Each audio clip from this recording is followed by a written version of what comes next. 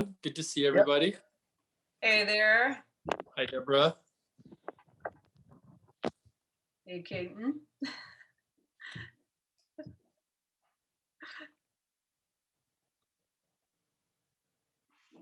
And we're still expecting Dietrich, so.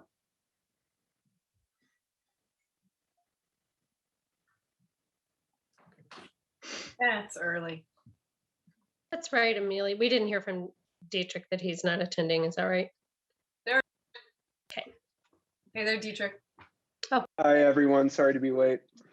No problem. With that, then I will call to order the October 14th Louisville Planning Commission meeting. With a roll call, please. Commissioner Deal, Here. Commissioner Moline, Here. Commissioner Williams, Here. Commissioner Howe, Here. Commissioner Hefner, Here. Chair Bronis. Here. Thank you very much. And if I could have a motion to approve this evening's agenda. Motion to and second. Thank you. All in favor? Aye. Aye. Aye. Opposed? Hearing none. And I recuse myself of August 26th meeting minutes. Okay. Could I have a motion to approve the meeting minutes? We'll do two separate motions. So moved. Second. Thank you. And this is for which date? I'm August scrambling. 26th. Okay. We had a pair of them on here. Yes. All right. All in favor? Aye. Aye. Deborah abstaining. All opposed or any, well, first of all, I should have asked, do we have any corrections or clarifications anybody wanted to add to those minutes? All right, thank you very much. Opposed, hearing none, the motion carries. Could I have a motion for the September 9th, 2021 minutes, please? So moved. And yeah, sorry. We'll take you as a second, Jeff. I'm not going to second, but I am also sorry. I'm also not going to vote for these. I was absent, so. Right, you'll abstain. So could I get another? I'll could I give get you a second. Sorry about Thank that. you. Second, Commissioner Hefner, appreciate it. Vice Chair Hefner, appreciate it. All in favor? Aye. Aye. Opposed? Abstain? Commissioner Moline, Yes. thank you. All right, they carry. At this point, we'll open the floor for public comment for items that are not on this evening's agenda. So if there are anybody here for something that's not on this evening's agenda, you can either use the raise hand button or *9 on your phone if we have call-in members. Don't see any hands raised, Chair Bronis. All right, thank you. With that, then we will move into our first item of business, new business. I will now open the public hearing on a request for approval of a planned unit development and special review use to allow construction of a 4,300 square foot car wash on Lot 3, St. Louis Parish, filing number 1. The purpose of the hearing is to receive evidence regarding the application materials and provide a public forum for all interested parties who wish to comment on this request before the Planning Commission. The procedure for the public hearing will be as follows. First, there will be a presentation and testimony by city staff, followed by questions from the Planning Commission to staff. Next, we will have a presentation and testimony by the applicant, followed by questions from Planning Commission to the applicant. After these two presentations, members of the public who have joined this meeting by computer or telephone may speak regarding the application. Anyone who would like to speak is asked to use the raise hand function if participating by computer, or *9 if calling in by telephone. Comments may be limited to 3 minutes per person.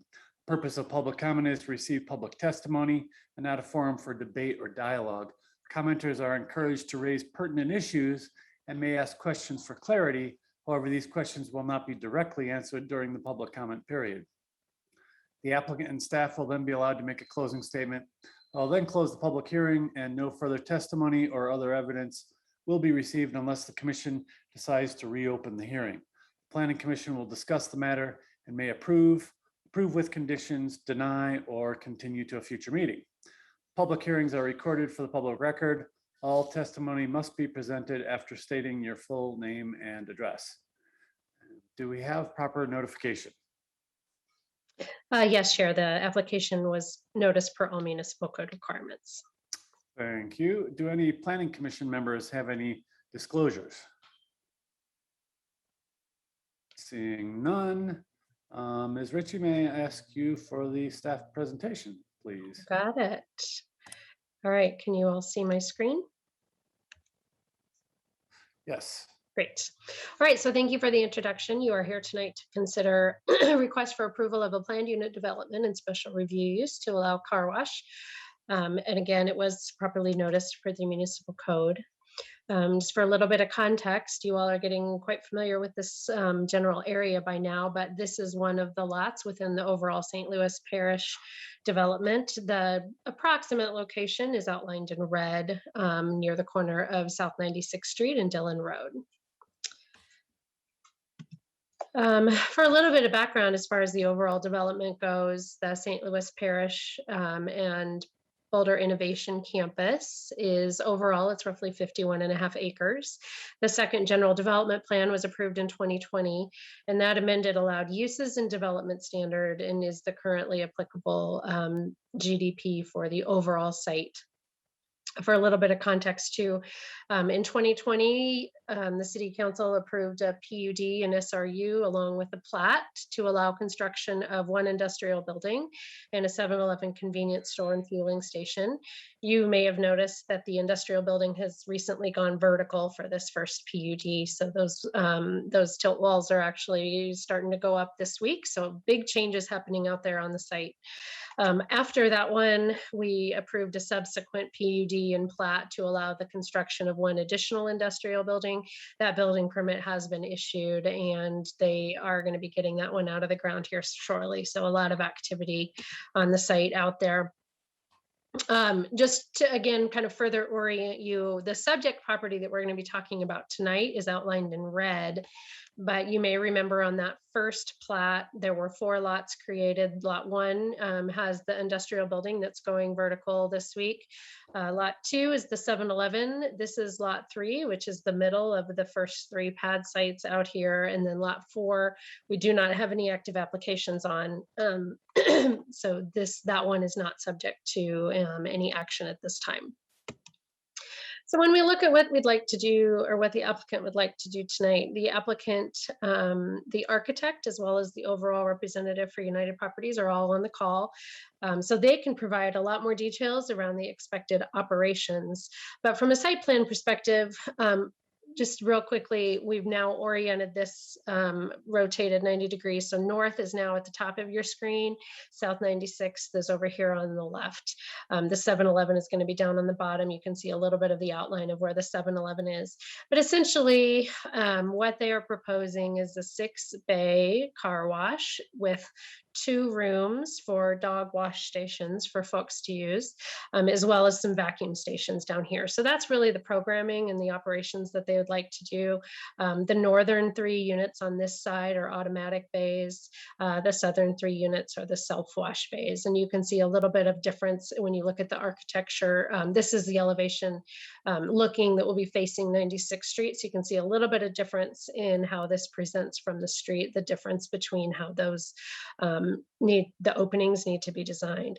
But essentially, from a circulation perspective, there's no direct access into this lot from 96th Street. They'll have to use the private drives, either the full movement intersection just south of 7-Eleven, or we have a secondary access north of this site, north of lot 4, but they'll be entering in from the east along the private drive. They can enter in kind of through a shared access point with 7-Eleven, or there's another shared access point that will jointly be shared with future development on lot 4. From a circulation perspective, then anyone accessing the site would then enter into the bays from this orientation and then leave and exit the site back out through this way. So that's their preferred alignment, and they can explain more about that. There is a building and setback requirement in the parking setback requirement that's embedded in the GDP. This application complies with that. The building setback line, you can see, is about this dashed line right here. And then the parking setback line is this 30-foot line right here. And so you can see really there's no parking within the setback. And from a paving perspective, really there's just a little bit of a jog to connect in with the 7-Eleven curb. There are pedestrian connections connecting out to the detached 8-foot sidewalk on 96th Street, as well as another one coming back to the private drive. From a user perspective, anyone coming to the site to, wash their dogs or access the vacuums, will enter in here, they'll park here. There's some benches, some sod areas for pet relief, and it does meet all of the site design standards from that perspective. There are a couple bicycle racks over here if, workers or employees or, anyone else really visiting, accessing the site could park bikes, although I think we acknowledge that that would probably be few and far between just given the use as a car wash, but that does meet code.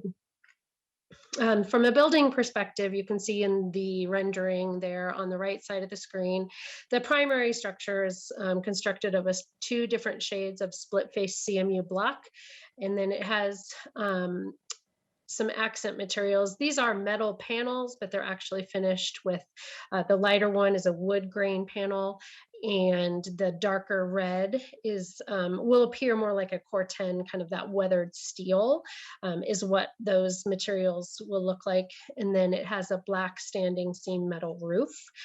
And so the building is roughly 19 feet tall, kind of here in these flat portions, with this peaked area just under 25 feet tall, both of which meet the architectural height limitations embedded within the GDP.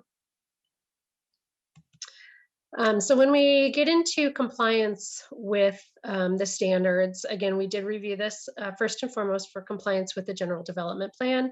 As noted before, it meets the building and parking setbacks. It does comply with the height limitations. I'll show the landscaping plan here in a minute, but there is enhanced landscaping along South 96th Street. And we worked closely with the applicant on the lighting plan to make sure that the lighting levels are much reduced over your typical kind of car wash auto-oriented use. So the lighting levels on this site plan do comply with that city council requirement for dark sky lighting on the site. And the application complies with a CDDSG, which is just our general commercial development design standards, although we do have one condition noted. And so really I wanted to talk with you all about this tonight and get your feedback. And the applicant can share a little bit more of this as well. But the condition is related to the way the site orients and lays out as it relates to South 96th Street.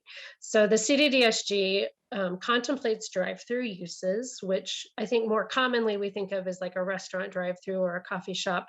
But in this case, we've applied that standard here, given that the impact is the same of potentially cars stacking and waiting before they can enter into the car wash.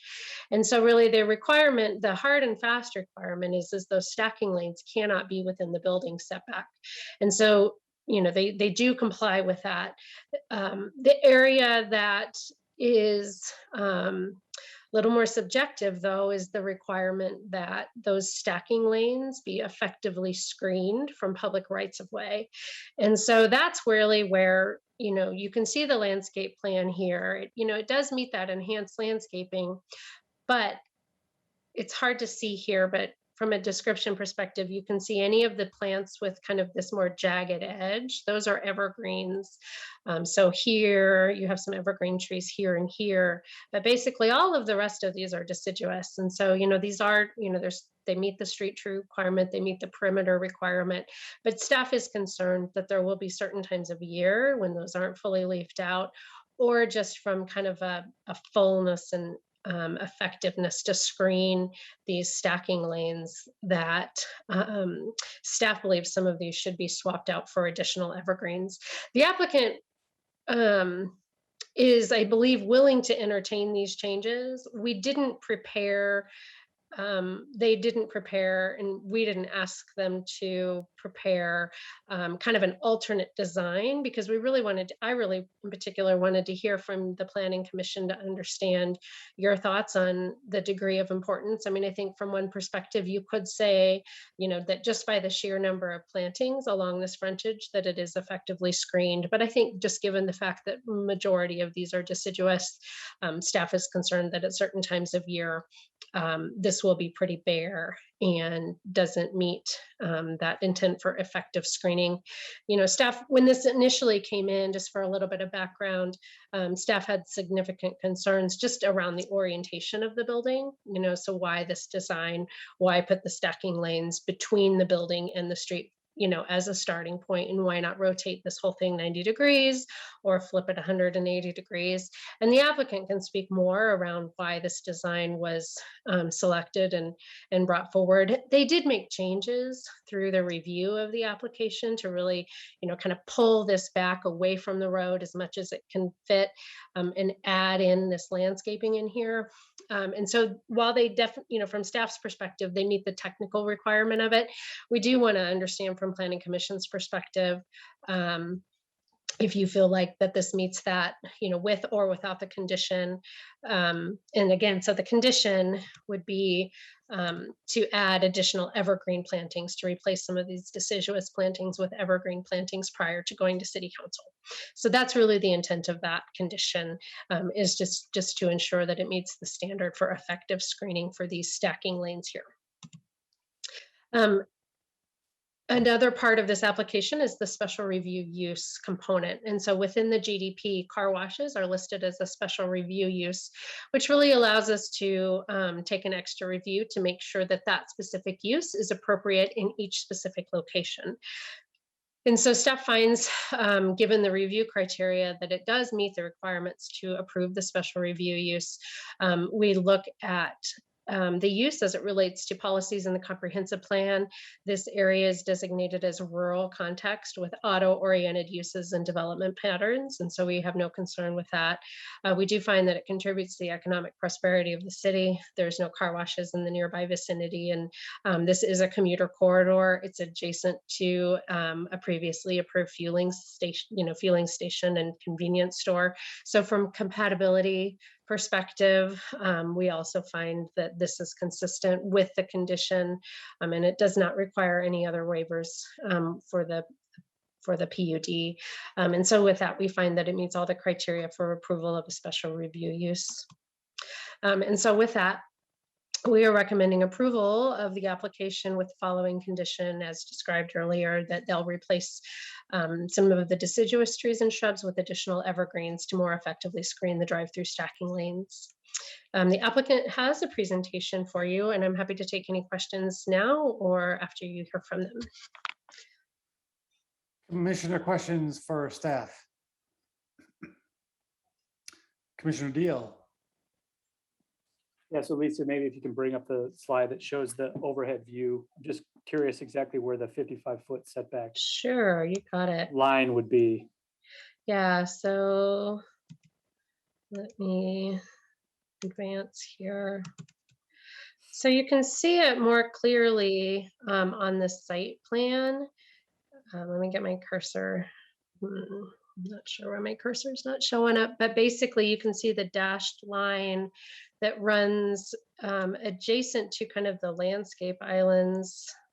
Not sure where my So it's cursor right is. at the back end of the. It's right at the back end of the striping there for those stacking lanes. So that's the hard and fast, no stacking lanes can be within, between that line and the street.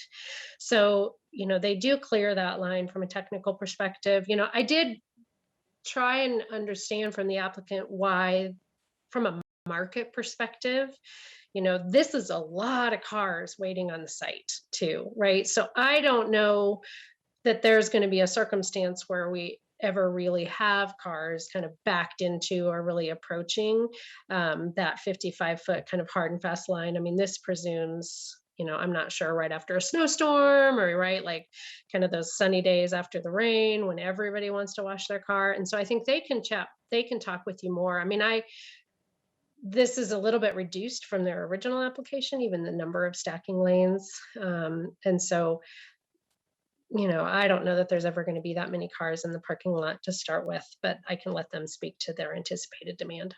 Okay.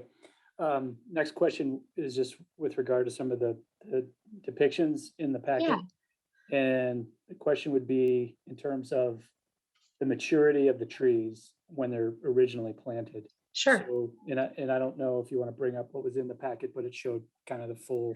No, I think that's a good point. And so what's required on day one under our code is if it's an evergreen tree, it needs to be between 6 and 8 feet tall. And from a deciduous tree, it needs to be 2.5 caliper, which is really the circumference or the diameter of the main trunk of the tree. But you're right. It's going to take a number of years before plants mature to probably the degree shown in the renderings. I can let the applicant, I think, speak a little bit more around that, but that is also potentially something you could do. We could say rather than 6 to 8 foot tall evergreens, we would like 10 to 12 feet tall evergreens, or we'd like a little bit more maturity around the trees. And so I think that's an area, I hadn't thought of that. I think that's an area that you could potentially get bigger bang for your buck on day one. Yeah, and I'm trying to recall the vegetation requirement, the landscaping requirement in front of the 7-Eleven.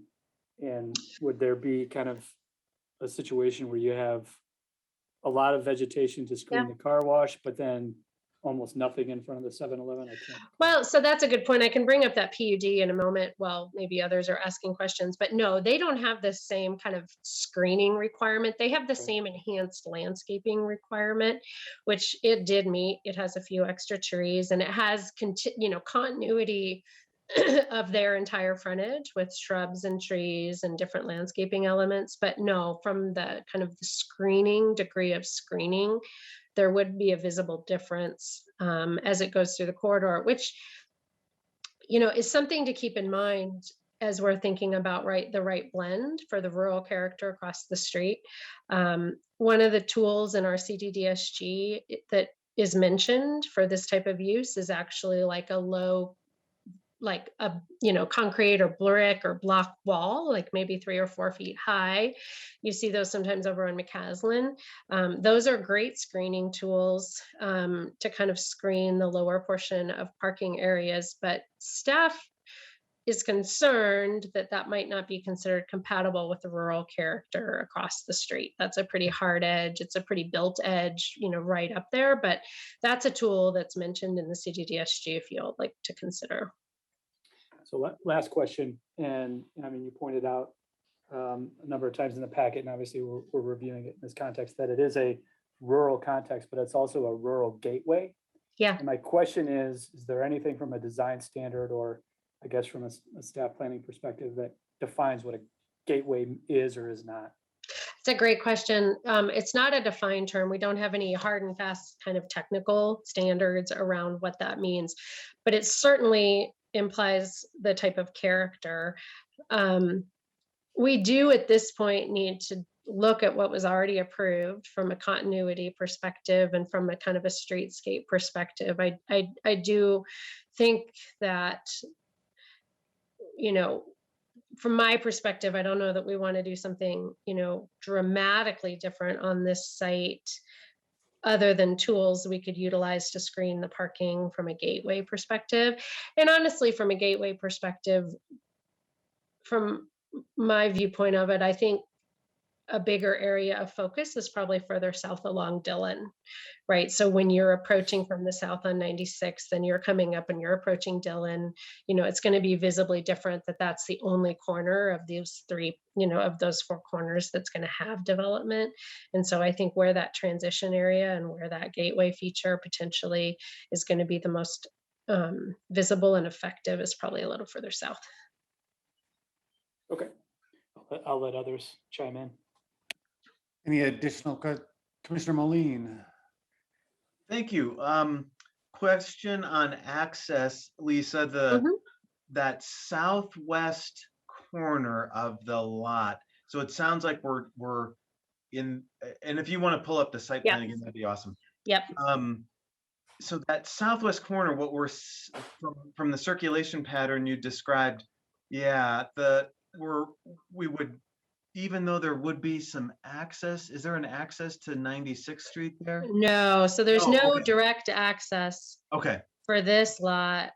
So you can see here, this is kind of the overall circulation plan yep, for the PUD. And so you have Yeah. the full movement over here. okay, yep, For folks accessing this site. I mean, they could come through here. There's kind of cross access. This is where essentially that other access point Right. is joining in. That might feel a little awkward. Plus you can't turn into here. So really they're going to be coming in and kind of down in back through the private drives, either Okay. in through here or back in through here. okay. Thank you for clearing that up for me. I appreciate that. It does, it is sort of an interesting, like you pull in, you're gonna need to use that private that road there on the east. Yep. And then kind of make a couple more turns in order to get into those queuing lanes. So that's an interesting pattern. I agree. Yeah, and so maybe a question I might have, probably for the applicant, will be, how do you keep that last lane open, guarantee that that sort of travel way stays open, and the stacking lanes as you approach the bays themselves, yeah, that area there on the west side of the kind of the lot Mhm. stays open, and that might be something I can ask them. Yeah, I think that's probably a good question for the applicant, but I know that was, staff, I think, just had a lot of questions around what is the right number of stacking, how much circulation do we need? So yeah, I think they've definitely driven this site design, so I'll let them speak to that more. Okay. Yeah. And then my last question was, as we're talking about this landscaping there on the west side, Mhm. when I look at I'm just trying to understand if there's much of an elevation difference between 96th Street and and that landscape island there on the, not island, but that landscape buffer there on the west. And when I look at the exhibits, it doesn't look like there's too much So difference, that- but yeah, go ahead. Yeah, no, I think that's a really good point. I'd have to pull up the grading plan for you to get the exact difference, but you're right. I don't know that the exhibits and the applicant materials address the grading, and this landscape plan doesn't show it, but basically the street elevation is higher than the site. And I want to say Oh, it's okay. roughly 4 feet, but I Okay. want to pull up the grading plan and come back to you on that exact Okay. answer. So then that does, if your hunch is right, Lisa, that does sort of, in my mind, make us want to be sure that the landscaping buffer, it sounds like from 96th Street, but it's sort of looking down onto this. Yep. And so if that's true, that maybe makes this attention to the landscape buffer even more important. So thanks for asking that. And I didn't make that clear. So yeah, I'll pull that grading plan up. Okay, thank you. Yep. Commissioner Howell, I believe you had your hand raised. earlier. Hi. Yep. Hi, Lisa. Thanks for that presentation. I just had a couple quick questions about that figure 2, and I'm just trying to work out in my mind the figure 2 and figure 3. There's the southwest portion of the building. Now the photo shows 2 garage bays, but am I seeing that? Is that illustrated on the black and white diagram itself? I don't know if I'm following. Good question. So I need to pull that up. So staff member Kim Bauer, one of our planners, just pulled up the grading plan for me. She did indicate it is 4 feet. So roughly 4 feet of grade difference between the street there. So let me get to, are you talking about the figures in the staff report? Let me pull that up. Figure here. to the watermill site plan where it says north is up. Gotcha. So sorry, I'm there, I'm looking at that. Let me pull that up then on the presentation now that I know, and then you can ask me your question again now that I can, let me, all right. And this question will relate to traffic flow in just a moment. Okay. I just wanted to make sure I am understanding it right. So when I look at the Right, bottom we're left, looking the at 2 south- different orientations there. Right? Yeah, So Are if we? you look at Okay, the site plan where we have 2 on the north of the site plan, those are the 2 that are showing on the right. of the rendering? And I might have this backwards. Maybe this is mirrored or something the wrong way, or maybe I've pulled the rear elevation. I will double check that I pulled the right one. But you're right, Chair Brown. Basically, this is mirrored the opposite way. Just real quick, I think in the applicant's materials, this was an east elevation. That's This- probably what it is. So I have the wrong elevation. That's what okay. it is. So yeah, we'll make sure, I'll get that swapped out and present the Well, correct it's not one. necessarily wrong, but, It's just labeled incorrectly. well, no, it doesn't even say that it's, right, I mean, by looking at the site plan, you could show either elevation, whether it's front or rear. But- True. Yeah, I want to make sure that we're looking at the street, the 96 frontage yeah. elevation from that perspective, from a character perspective, but I'll swap that out I'll pull that up for you. think that during would the be a applicant good improvement. presentation, just so we make sure we're looking at the right thing. But thanks, Commissioner Howe, for catching that.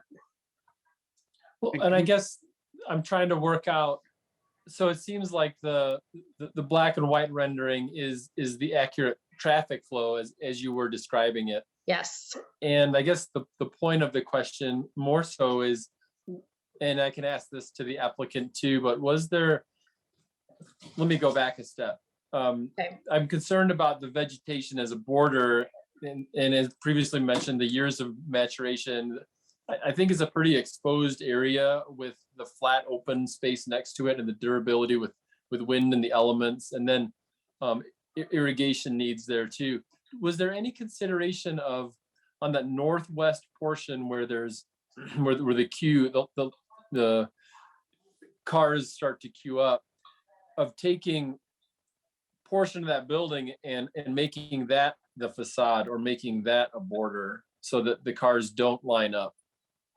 Do you see what I'm saying? I do. I'm going to let them speak to why they have this as their preferred site layout. Okay.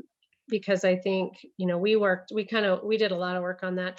I'm going to pull up this sheet in the PUD for you all. So this is the last page of the PUD, and I did have this incorrect. So this is the image that I was representing, is the elevation that fronts 96th Street. It's actually kind of the combination of these two. And so you can see actually this one element is a little more prominent, but essentially the architectural design is four-sided. And so those two drive bays on that far north side are here, and then kind of those remaining four are down here with the dog wash bays over here on this south side. And so a combination here of the northwest and southwest is going to be what it appears like from South 96th, and then these are the internal elevations facing that internal private drive.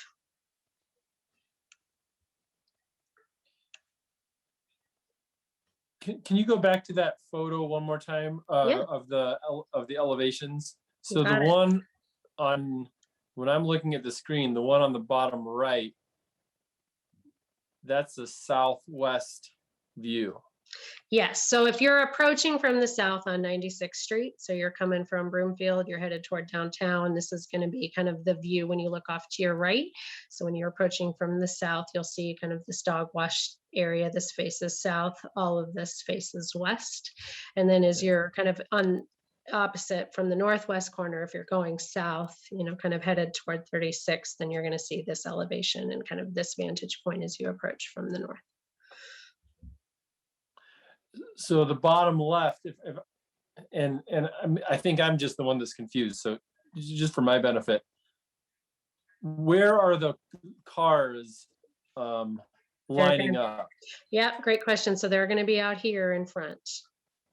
Okay, And and then, then they circle back around to the then- north. That's where they line up. So I'll go back to the site plan real quick. Just so you can see that. Oh, darn it. I'm not sure which screen. Are you seeing the PowerPoint? Yeah. Okay, Yep. yeah. So again, this is the back of the building, not the front of the building that you Okay. see in the image, Yeah, but you're right. right. So yeah, they'll kind of enter in the private Okay. drive, come all the way around. And their headlights will be facing internal. So I do know that Right. that is one of their considerations, Right. is they didn't want the headlights facing out into the open space or facing the street. So I know that was part of their intentionality around the site selection. But yeah, so they'll be facing east as they're waiting to enter. So I guess, and I'll ask the applicant, but if you take that far northwest part of the building and you were to pivot that down, Mhm. it change the entry spot, but it would serve as a barrier. Yep. Well, we'll ask the applicant about that. Yep. Okay. All right. Thanks for in my Thank- mind, correcting some of those. No, thanks for catching that. I really Holiday appreciate that. I missed it. I Okay. had the wrong side up. Commissioner Williams. Yeah, Lisa, is there any way that you could pull up the buffer landscape that was for Yep. 7-Eleven and Yep. see if we can either mirror it or enhance Yeah. it? Not enhance that, but for this PUD. Give me 1 second here and I can do a split screen with, No problem. I just want to make sure that we don't end up requiring something significantly different. Yeah. Or create some sort of hardship that is vastly different than what we did with the 7-Eleven. I think that's a good point. Give me 1 second here. I do know they've had the same landscape architect. So from that perspective, the applicants are paying attention to that from a design and aesthetic perspective. Oh, you know what? Actually, I need to go to the building permit. I'm sorry, I'm talking out loud here a little bit.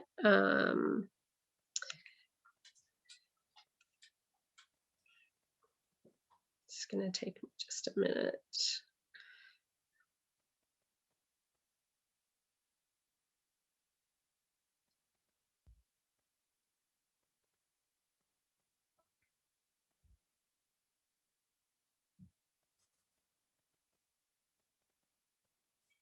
Here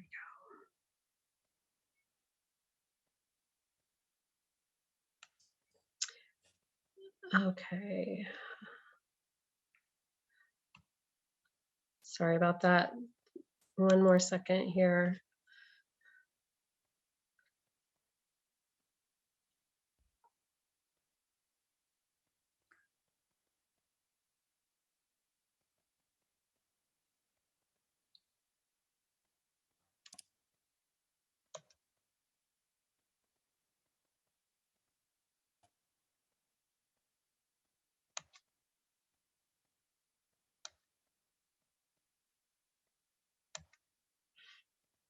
Oh man. Okay.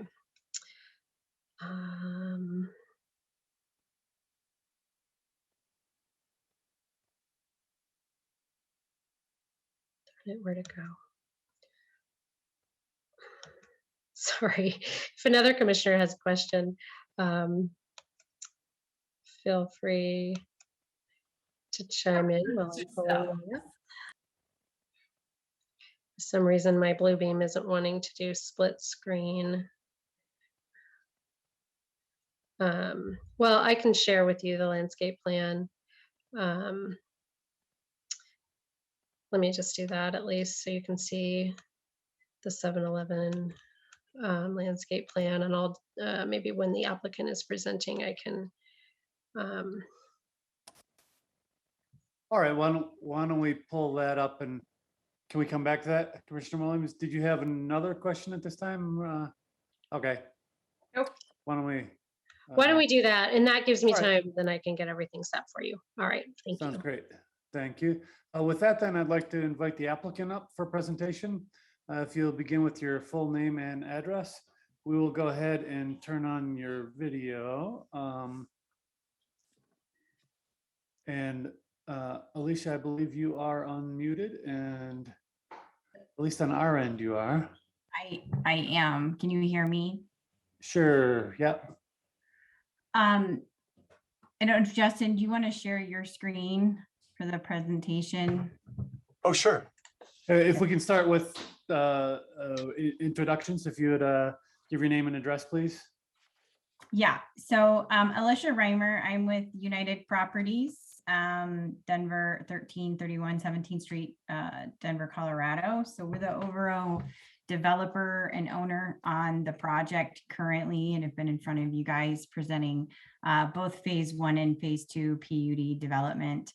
And is the screen, can you see the screen, or Justin, are you sharing your screen? Actually, we may have to do some magic to force your screen share to come up before all of us. Oh, And I'm not sure who is pulling those strings on our side right now. What do we have to do to allow them to share screen? Yeah, so Justin, I should have just given you permission, and Alicia, I did you as well. okay. Then you can go ahead on your screen. There should be like a pop-up that'll do share screen in the middle at the bottom. It's one of those, it's invisible until you start moving your, there we go. There we go. Excellent. You just want to go to the second slide, Justin. Okay, let me do that real quick for you. And can we get your name and address, please? Yeah, sure. It's Justin and Megan Villa. We're at 528 South Taylor Avenue, and that's Louisville, Colorado 80027. Thank you. So yeah, so I think as Lisa kind of indicated, we're under construction now, going vertical on the industrial buildings, and we're close to being here kicking off the 7-Eleven in the next probably 60 to 90 days. Just wanted to kind of talk through our excitement as a company and for the overall development, and on the tenant side to have the Watermill Auto Wash, joining the development on lot 2. It's shown here in the right next to or just north of the 7-Eleven, and ties into the overall development really well, where they will be sharing, the common access drive between the 7-Eleven and themselves, and also creating the common access drive between their northern, side of the lot and the future development. So setting up the next phase of that retail lot for development really well. And this kind of lines internally and functions well with the industrial development and traffic flow for that private drive that runs through there. So, we have the 55-foot setback that was agreed upon during the GDP and approved, along with the 30-foot parking setback, and they're accommodating and meeting both of those. And their landscaping buffer ties in really well with what the landscape plan was, with 7-Eleven kind of mirroring that design, where they're going to transition, the rural entryway from our rural type scape into kind of commercial as you move east into the development. So we're very excited about them joining the development, and we think it's very complementary of both. Industrial will provide services needed, as well as complementary to the 7-Eleven and the future retail tenants that we're looking to attract here. So with that being said, I'll turn it over to Justin and Megan, and they can talk a little bit more about the specifics of the development and who they are. So Great, thank you very much. yeah. Thanks, Alicia. Thanks. So here we have, we just did some project goals and kind of an agenda. So basically, who are we and why Louisville? How the development meets the GDP requirements, specifics around development, landscaping, enhancements, screening, lighting, architecture, and the dog wash, sustainability, benefits to the community. And obviously, just like we've talked about, we went through many versions of the site plan to get this layout. So, this is the best and most efficient layout, providing, adequate service and design meeting the GDP requirement while maintaining that 55-foot setback. And this design is the one that worked. Yeah, and just wanted to thank you guys so much for having us on in your time tonight. Justin's introduced himself, and I'm Megan. We currently co-own and operate Laser Cycle USA here, that's actually in the Colorado Technology Center. It's a family business that started in 1991, and it resides in the same park as the new development. So it's going to have close access to the car wash, which was super important for us because we're always in Louisville, and think that'll be awesome for helping run this other business that we're interested in starting. I'm also a Colorado native, and both of us have grown to really love and appreciate Louisville. We go to all the restaurants downtown and are really looking into actually buying a house in downtown Louisville as well. Just love the community and the feel and all the people, how friendly everybody is. And like I mentioned, this site is really a perfect fit for us because it's really close to where we work currently, where we hang out, go to dinner and all that type of stuff. And then my family also has a really deep rooted connection to Louisville. My aunt lives in downtown Louisville still, and then my uncle and my grandparents, they lived in Louisville for 50 years. So we're really excited to be a part of this and continuing to improve the city with this kind of unique design and wash, we feel. And definitely super excited to, see this all come together, and being developed. And we can't really wait to, have the community participate like in, car wash events and, maybe appreciation day once a month. We like to do that. We have a lot of friends that actually have businesses and breweries, and there's all kinds of different things going on. So we'd love to kind of have everyone participate with the car wash as well. So, yeah. So this is development improvements before and after. So this gives you a quick snapshot. To the left, obviously, is what it looks like now. And then to the right is kind of what our lot would look like with some of the landscaping. And obviously there's a lot going on there with the landscaping. But so if you want to, Matt. Yeah, I know Alicia was talking about how we really wanted to coordinate with the 7-Eleven landscaping. We did a lot of that with making sure that the plant selections were tying into the overall development, but then also really creating a good balance between the rural landscape that's there right now, and then, like we mentioned, the 7-Eleven that's there. And then focusing as well on the building and the way the building looks, kind of keeping it rustic, where it really fits into the Louisville feel, we feel like. And then obviously really focusing with Lisa on making sure we were screening the stacking lanes through the clustering of plants and trees. And then we also did note we will definitely replace some of those trees with evergreens as recommended, because of, in the winter, we definitely see where that would provide more depth and enhanced screening. So we agree with that as well. And then kind of just briefly touch on, we do have the pet wash that we think is a unique feature to this car wash as well, and an added benefit to our plan. And these slides kind of go over the screening as you can see it here on the 3 different slides. Visual screening from the street to meet the requirements. We obviously agree to the recommendation to put the evergreens to provide a year-round more effective screening. But this kind of gives you a quick visual from 96 what it will look like. And I don't know if you can see anything there, but that's what the screening would look like. Visuals of the building. So we're super excited about this. We think it's this is not your ordinary car wash in our opinion. It has a great architectural design. I mean, it's a beautiful building. We really went out of our way to make it look like this. And obviously, we do have a lot of landscaping. We're meeting the requirements. We would love people to see the building, but I understand what we need to make everyone satisfied. But we feel it has a really good rustic charm, and it really ties in with Carlotta and Louisville. The community feels, especially when entering the city as a gateway, it's not your ordinary car wash. Okay, Sorry, I skipped ahead a little early. that's okay.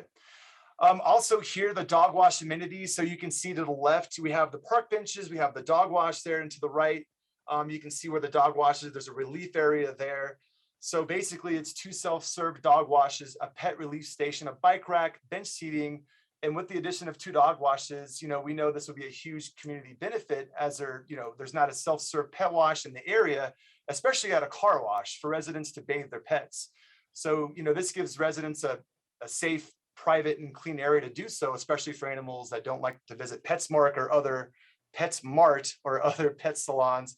Because we have an animal that actually does not like to go in the PetSmart. They get very nervous.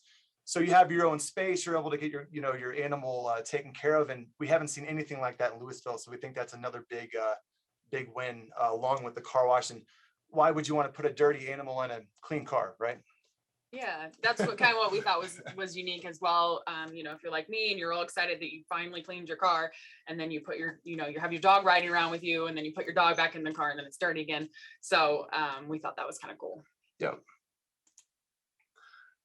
Here's the site lighting, and what we're going to do is going to hand this off our architect with Hover. His name is Mark. He can kind of take over the next couple of slides, but I'd like for him to kind of go over this, if that's okay. Good evening, commissioners. Once again, my name's Mark Brzee. Thank you, Justin. My name's Mark Brzee. I'm project architect with Hover Architecture. And my address is 385 Inverness Parkway, Suite 190, Inglewood, Colorado, 80112. And what we're looking at here, our electrical engineer worked closely along with Lisa Ritchie to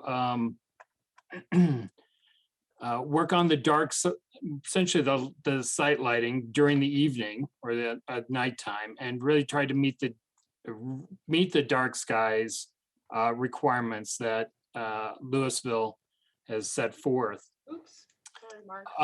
That's okay. I believe we've met that, and it should be. We shouldn't have any light seeping out beyond the property here. So go ahead, Justin. Advance that to the next slide. Sure. And this is a sustainability slide. I'll do the first part of it. Mark can do the next part. But, recycling system, we have 60 to 70% of the water is reclaimed. So clean and reuse and return will use less water than your typical car wash as well, and save natural resources because of the reuse of water during a wash. So we think that's really important for the environment. And, this reduces the amount of fresh water your car, your car wash is using. So it reduces the amount of waste you're releasing into the environment. So that's one of the sustainability issues, and I'll let Mark do the other ones.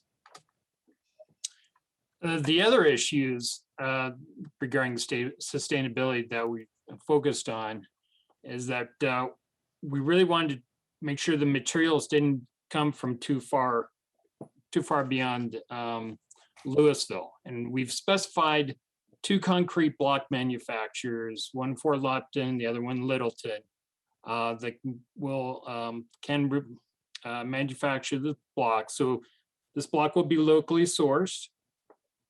Also really focusing on trying to keep the heat island effect down. We have a lot of pavement here, and with the concrete sidewalks and the parking areas, along with white TPO membrane roofing, both of those materials will be high albedo or highly reflective materials that will help reduce the heat island effect.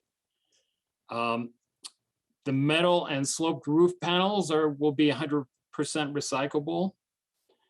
And we wanted to make sure that the office and dog washes were located on the south side so we can optimize the daylighting into those spaces. And of course, we added the bicycle racks right next to the dog washes there. Maybe not everybody's going to arrive to the dog washes by car. Maybe they'll bring their dogs by bike. So there's a couple of bike racks right next to the dog washes. So Justin? Yeah, so community benefits, economic stability, consistent property tax, as well as a needed service, not to mention a crazy water bill. But provides vehicle and animal cleaning amenities for surrounding residents. The Colorado Tech Center, it's actually where we reside, where we work. We have a lot of employees here, a lot of vans. There's a lot of, in this, business park itself, there's a lot of opportunity to have cars cleaned. And one thing to mention too is sustainability, or not really sustainability. This is a touchless wash, so you actually don't scrape your car in the process with brushes. So it's a really nice feature to have to keep your car in good shape. Anyways, we feel it's a really good facility. Also providing services along the major road connecting for citizens leaving and entering the city of Louisville. So it's a good opportunity, I think, with the dog wash and the car wash. And that's it. And we're open for questions. We'll definitely, I don't know when we go over the orientation and stuff of that nature, but we're happy to answer any questions that Mark or I or Alicia can answer. Maybe you can kind of just address that in general. It sounds like you'd had a lot of discussions with Ms. Ritchie regarding the site, and kind of how you did land up on this as the optimal solution. Sure. And I'm sure Mark, on a technical standpoint, can speak to that. But just as well, first of all, if we oriented the building sideways on the lot, first of all, we'd have to take off the dog wash and a bay. So because we wouldn't be able to meet that setback requirement. Not only that, but the snow melt, it's since the building will be facing west, there'll be less snow melt in the front of the building. We will have heated underneath the concrete to help out with that as well, out to a certain perimeter. But that's another reason why. The other reason is taking off a bay would really impact the return on investment as far as the building goes, because everything has gone up in price. Materials, the lot itself, the price of the lot, the water tap fee that we have to pay the city of Louisville. So there's a lot of different circumstances, especially around return on investment, why it would make more sense to have the additional bay, to have the 2 dog washes. So that's why we oriented the building, and plus just the view of the building itself, we think it's a beautiful design, and we wanted to be able to visually see the building. The other item was the headlights of the cars. So we didn't want the headlights facing 96. We wanted them facing the opposite way, nor do we want them facing the 7-Eleven parking lot, nor whoever's going to build on the left side of us. We didn't want the headlights facing them. So if it's facing the complete back of the wash, we didn't feel that that's a better placement of the orientation as well. Can you think of any other? I think those were most of the main ones that we've gone over, as well as the flow. I don't know if Mark wants to add anything else on that. Yeah, I believe you've hit all the major points, Justin. Okay, and that is a good point. The flow of the building, the vacuums would be in a very awkward area. They wouldn't be, just the flow of the cars would be really unusual to be able to have the vacuums in a proper area, to have the cars stacking in a proper area. As well as to be able to have people kind of come up and use the pet wash if they're not using the car wash as a separate entity. Correct. And that's why we like the orientation, because the pet wash is its own entity. You have a couple of parking spots out there. You're easily able to just park your car there, walk up to the pet wash and get your, get the animal taken care of. So we thought that was really important as well. It's kind of like 2 different businesses in one almost. And then they're kind of separate. So that's kind of the orientation of the building, and then kind of why we landed, and we tried to comply with the landscaping requirement. We, obviously if it was less landscaping, we would have an extra entrance or a place to leave in the back left of the building. But we wanted to comply with the landscaping and make it work with what we had. Great, thank you very much. Ms. Reimer, were you gonna? Yeah, and I was just gonna say, 7-Eleven's building and orientation is, parallel to 96th Street. And, we anticipate that the other retail lot, it will naturally, types of users that are gonna go there will be parallel to 96th Street as well. And then the access points between, it just overall functions and flows as a development and a cohesive unit to allow those buildings to orient that way with the cross access between those lots, as well as through the access points. So just from a true, sheer complete functionality, it just makes the most sense for the orientation to remain as everyone else is doing, and allow for that safe and efficient traffic flow. So Great. Thank you very much. At this point, I would open up to commissioner questions of the applicant. And I guess I'm not actually, there we go. Commissioner Williams. Oh, sorry. Okay. I clicked to something else and you all disappeared. So I had 2 concerns on this. You've really gone over everything else except for 2 things, and it's already been mentioned by a couple of commissioners, and it was already on my radar as well. I understand that you can't mirror the image and flip the design, right? And based on what you've just said, and it all makes sense to me. So I was wondering if you guys would be interested and receptive to increasing the landscaping in such a way where the trees have, more thicker caliper, larger trees, a little bit more evergreen, such as that. I don't know how you feel about that, but just so that it's more mature, and when people are, you know, driving by, they're not literally looking into, you know, the drive bays and stuff. Yeah, absolutely. And I think we had talked with Mark, or Justin talked with him extensively, and Lisa as well. And we're definitely open to that, and think that's a great idea that you guys bring up, to have some more evergreens and, you know, maybe more mature trees and stuff like that. Yeah, wide, like I said, a wider tree, the evergreen, depending on what size you think we should start up out of the gates. But, you know, if it was a small tree, maybe people can see the building for a year. Then after that, hey, there's no more car. No, but yeah, we would definitely agree to your recommendation for sure. Okay, well, I would just leave that to you all and your landscaping. I'm just trying to see if we can just make something that is all year round, more of a buffer. Definitely. Absolutely. And I think that is basically it. So I was obviously changing the design, but I understand that you can't. But you know, I respect that. So moving on, I'll let somebody else. All right, any additional, Commissioner Deal? Yeah, I guess first of all, just wanted to thank you guys. Appreciate the enthusiasm and passion for the city. And I think you know this, but I'll just say it anyway. I mean, obviously the Planning Commission, we represent obviously all the people in the town. And we're guided by things like the comprehensive plan, the staff report, and things of that nature. And we're asked to make a kind of a decision based on how applications align with those guiding principles, right? This isn't kind of our opinion. Sure. This is kind of our interpretation of what we're guided by and how an application might or might not meet that. So I just wanted to say that up front. So, and obviously you can kind of get the crux of a lot of the questions are around the shielding or the screening of the view from 96th. And maybe if you could bring up your presentation again and share that slide with the basically the grown vegetation. Okay, can you see the screen? We Not will quite work yet. on that. Not yet. You have to click on the share screen Okay. again. There we go. I think it's right here. Is everyone able There we to see go. it? Okay. It's coming online, yeah. Okay, So the slide with the go back. We're really good at PowerPoint. Right here.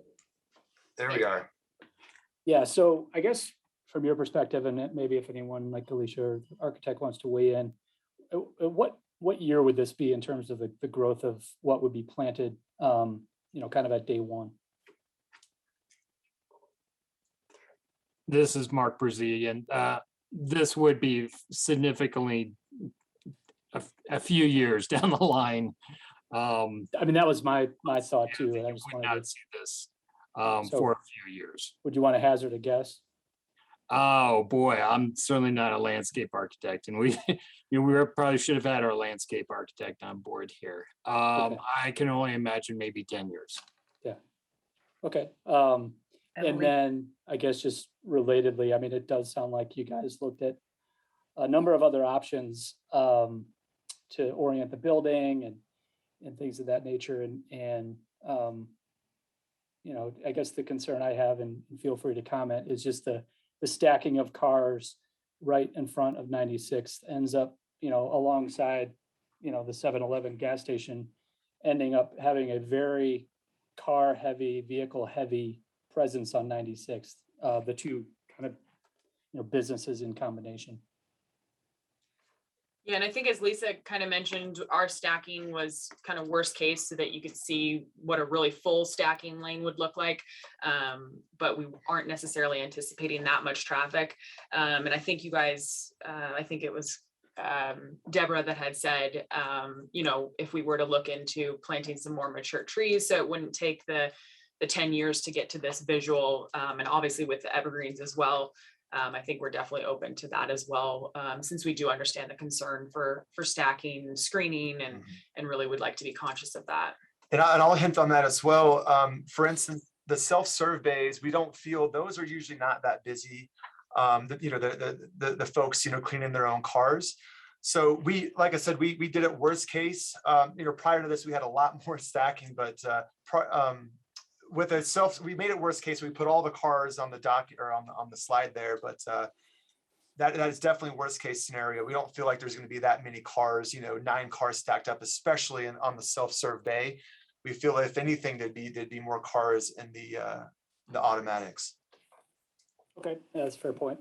I didn't see, and I probably should ask this of staff, but what are your thoughts in terms of signage? Oh, sure. So the signage, we're using the same company as 7-Eleven, is BCS Signs. Actually, they did our signs here at Laser Cycle as well. And let me bring you to a slide, maybe show the outside of the building here. Where are those slides? Maybe I can pull it up on this one.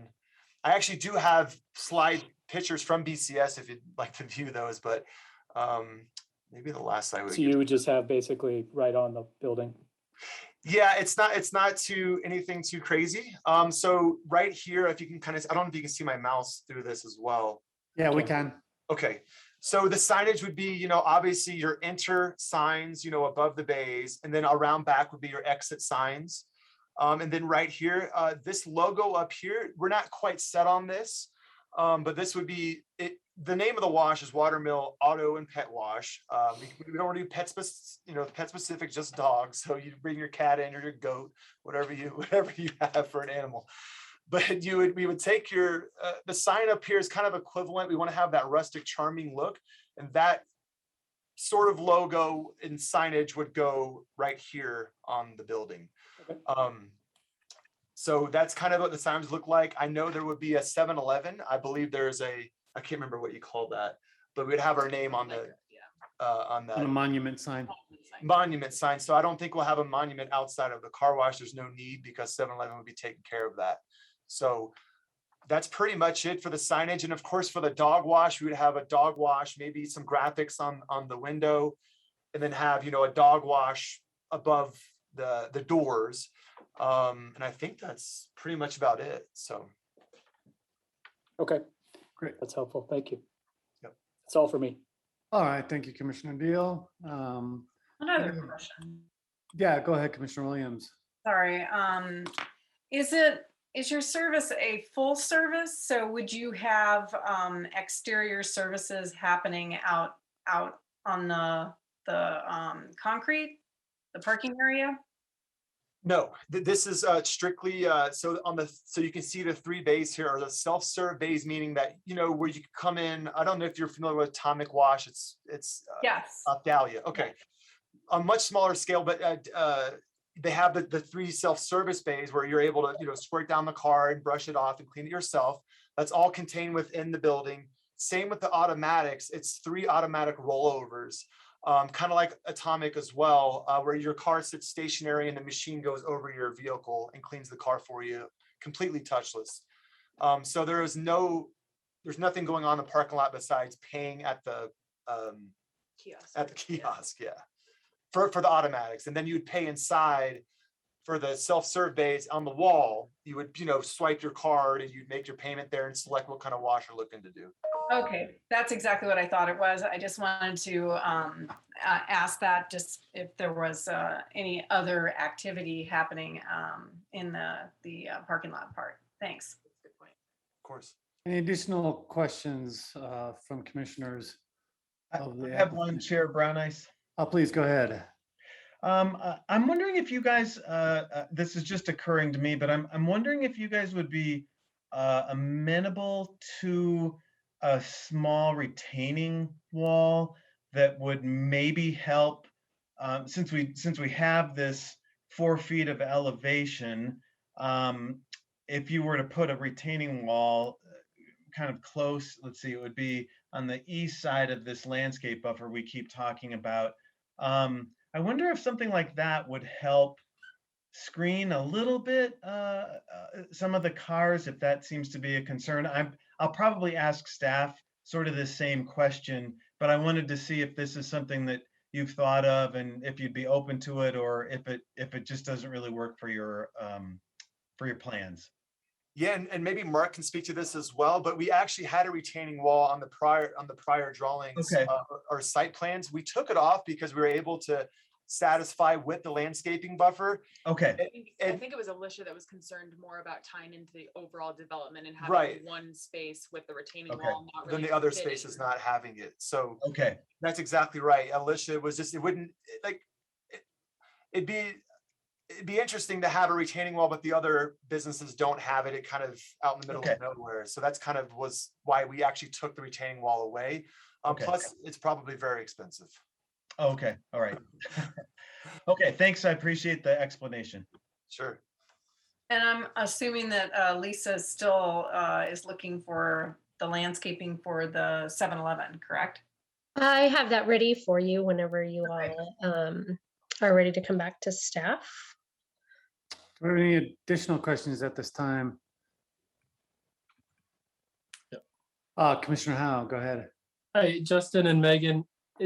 I assume this is a one-way movement of cars, but you guys are sharing the southern drive with 7-Eleven. So I assume there's people could come in on the southern drive and turn into the vacuum area, or maybe even go into the self-serve area as well. Yes. Is that correct? Yes, sir. Let's pull this up real quick. Let's go back to the lighting diagram. Maybe that's the best. I'm just trying to make sure that the traffic flows well comprehensively with the 7-Eleven there. Definitely. So here we have the diagram, and we have other diagrams as well, of course, that make more sense, but this is what we have in front of us here for the lighting diagram.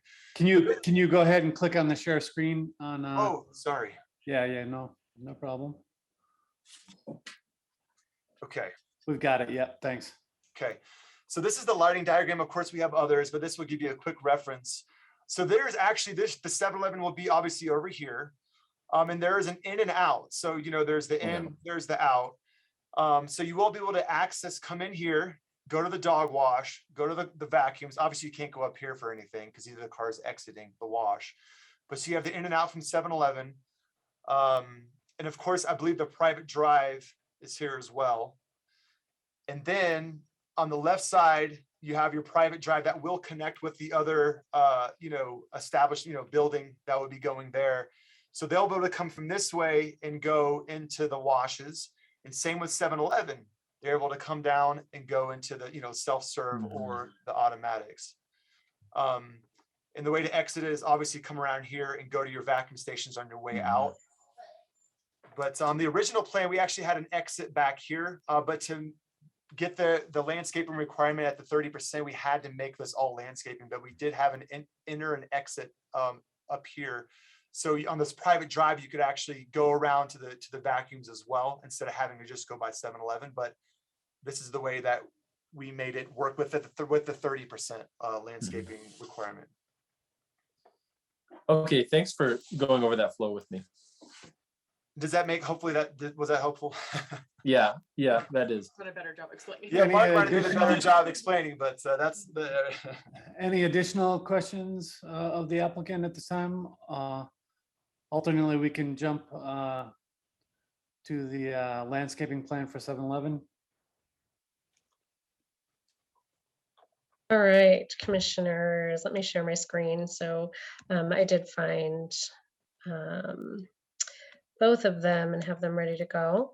So you can see here, basically north is oriented at the top of both of these. The image on the left is the car wash application that we've been talking about. The image on the right is the 7-Eleven. So basically kind of this frontage here is going to match up with this frontage over here. And so really you can see we do have, they do maintain the turf grass component is kind of the ground cover material here. They are kind of carrying through with the kind of the street trees, not, at kind of that 40-foot on center, but more of the clustered model. So again, we've got the street trees clustered, and again, they carry that forth. And then turf grass on either side of the 8-foot detached sidewalk, and then the landscape buffer, right immediately adjacent to the paved areas. And so really that's going to carry through there. When we look at the 7-Eleven, there's just a few evergreen species in their shrubs and trees. There's no evergreen trees that I'm seeing in this area. In all of these, it looks like maybe a few evergreen shrubs kind of scattered throughout. So really that's kind of how these are going to work together. Do we have the same, is that all turf grass in the 7-Eleven, or I thought Yep. they were able to, it is. It is on this 96th Street frontage. They're doing more natural. So as they come back into the site, it's only just limited turf, just kind of around these entry areas. But yeah, the 96th Street frontage is turf grass. And that's a requirement in our CDDSG. And it's really, we had talked about that with an applicant from a design aesthetic. I think we were open to more of native landscape design, but there's native plantings kind of within these beddings areas here on 7-Eleven, and again, kind of over in here on the car wash, but it is turf grass. So Lisa, can I ask, was the landscape plan to have the standard 2.5 caliper size? Yes, so 7-Eleven's doing the 2.5 caliper. The car wash is doing the 2.5 caliper as well. That's just our typical standard size. They have to be a minimum of that. What I would suggest on that is that staff could work with the applicant's landscape architect to understand kind of what's a meaningful tree size. I mean, I think we'd want to understand from Planning Commission kind of to what degree. Do you want like a 5-year maturity, 7-year maturity, right? So we could kind of back into it that way. I also agree with Mark Brzee that I would have estimated those at probably a 10-year growth. So I do kind of concur with that. On average, that probably look like 10 years of growth. But I also want to recognize we want plants to show up healthy and able to be transplanted, and you get to a certain age and that's a little bit too much of a shock to their system. So I can work with their landscape architect if with direction from Planning Commission on kind of how to fill this in before we get to City Council. So thinking about that, I mean, I'm not sure that this is makes sense to make one part of the development have 5 or 7-year mature growth in trees, and the other one is the standard of what we require. They would not be growing together at the same time. So I'm just curious how anyone else feels about that. It might also be a little bit kind of unfair to the applicant to change that requirement on the fly. I don't know what other commissioners think about that, but I'll chime in one other comment real quick, just to come back to Commissioner Deal's question about signage. So I know this wasn't a staff question, but you did reference maybe staff. So there's no signage component with the PUD, which assumes then that they're going to come in with all signs that meet our sign code and just go straight to sign permit with no waivers or exceptions. As part of the plat and part of the sign permit package for 7-Eleven, there are monument signs on either ends of the private drives here. And so these folks would get a kind of a tenant panel within the overall project monument signage, and then wall signs consistent with the code. Thank you. great, thanks for that explanation. I was reminiscing about our 18-month process with the other car washes in the city of Louisville. So Yeah. wanted to avoid that if possible. Fair enough. Yeah, definitely. Any additional questions of the applicant? Commissioner Moline, no? No, Okay. not a, All right. I will also, I think, address Commissioner Moline's question regarding an idea of a retaining wall. I would agree that I think from a grading perspective, given kind of the small size, to be able to add fill basically to this site to level it up with the roadway, should have done that, I think, with the overall grading plan for the overall site, right? Because to have this site be 4 feet higher than the 7-Eleven would prevent, I mean, it could be accomplished through retaining walls broader that would basically then have to separate these sites out because you'd be kind of raising the one and it would have to tie in on the sides. And so from a grading and drainage perspective, it would be fairly complicated at this point where they are in their site construction. Okay. Thank you very much. Seeing no additional questions at this time, can we check to see if there anybody for public comment, please? Open Yeah, up public definitely. comment portion of the hearing. So any members of the public who want to provide comment? Yep, we do see one. Please, okay.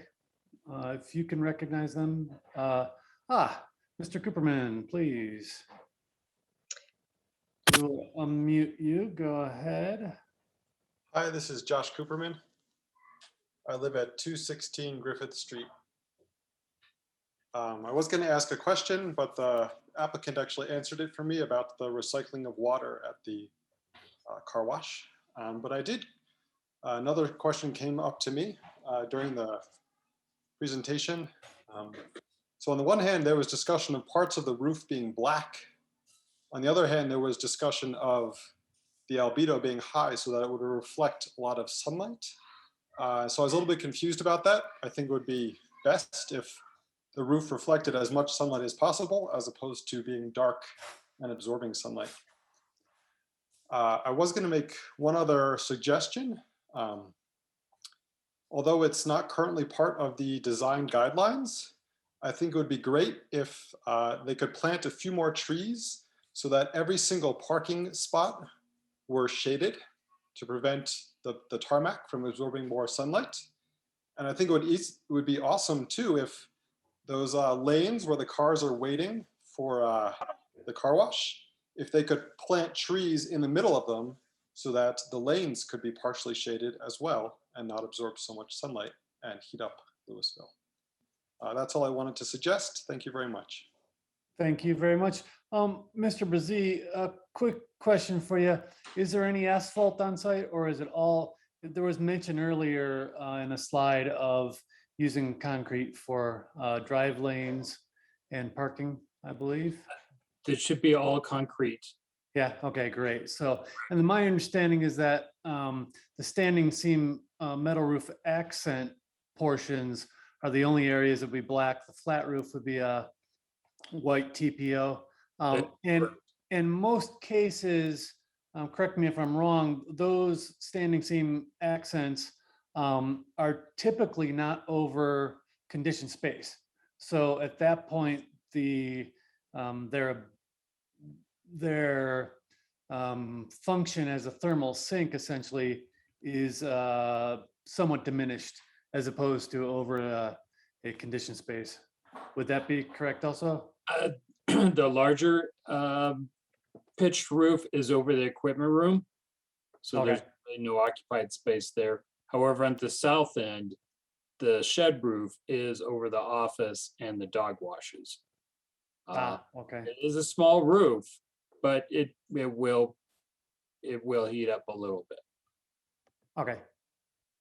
Thanks. Mm-hmm. Appreciate that. And then maybe it's something that the design team can take into account as they move forward. Appreciate that. Is there anybody else identifying as wanting to speak in public comment? No other public in attendance.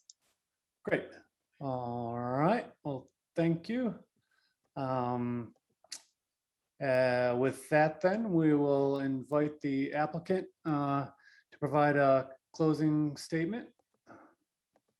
So does the applicant wish to address anything raised by the public comment or provide any additional information for the Planning Commission to consider?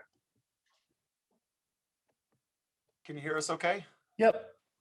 Okay. No, actually, we just wanted to thank you for your time, and we really look forward to getting this project along, if at all possible.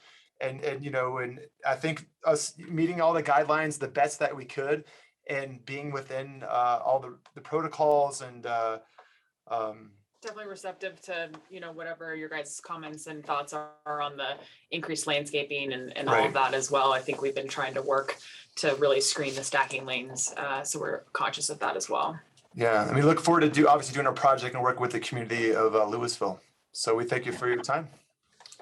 Thank you very much. Do we have any additional questions of the applicant? Last chance. All right, seeing none.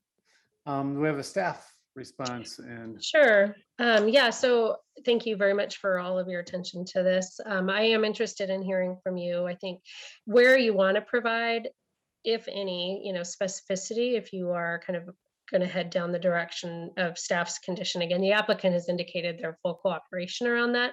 So I think if there's, any level of specificity that you feel like is important, around maybe maturity of trees, or maybe kind of a, increasing like a, a percentage of deciduous.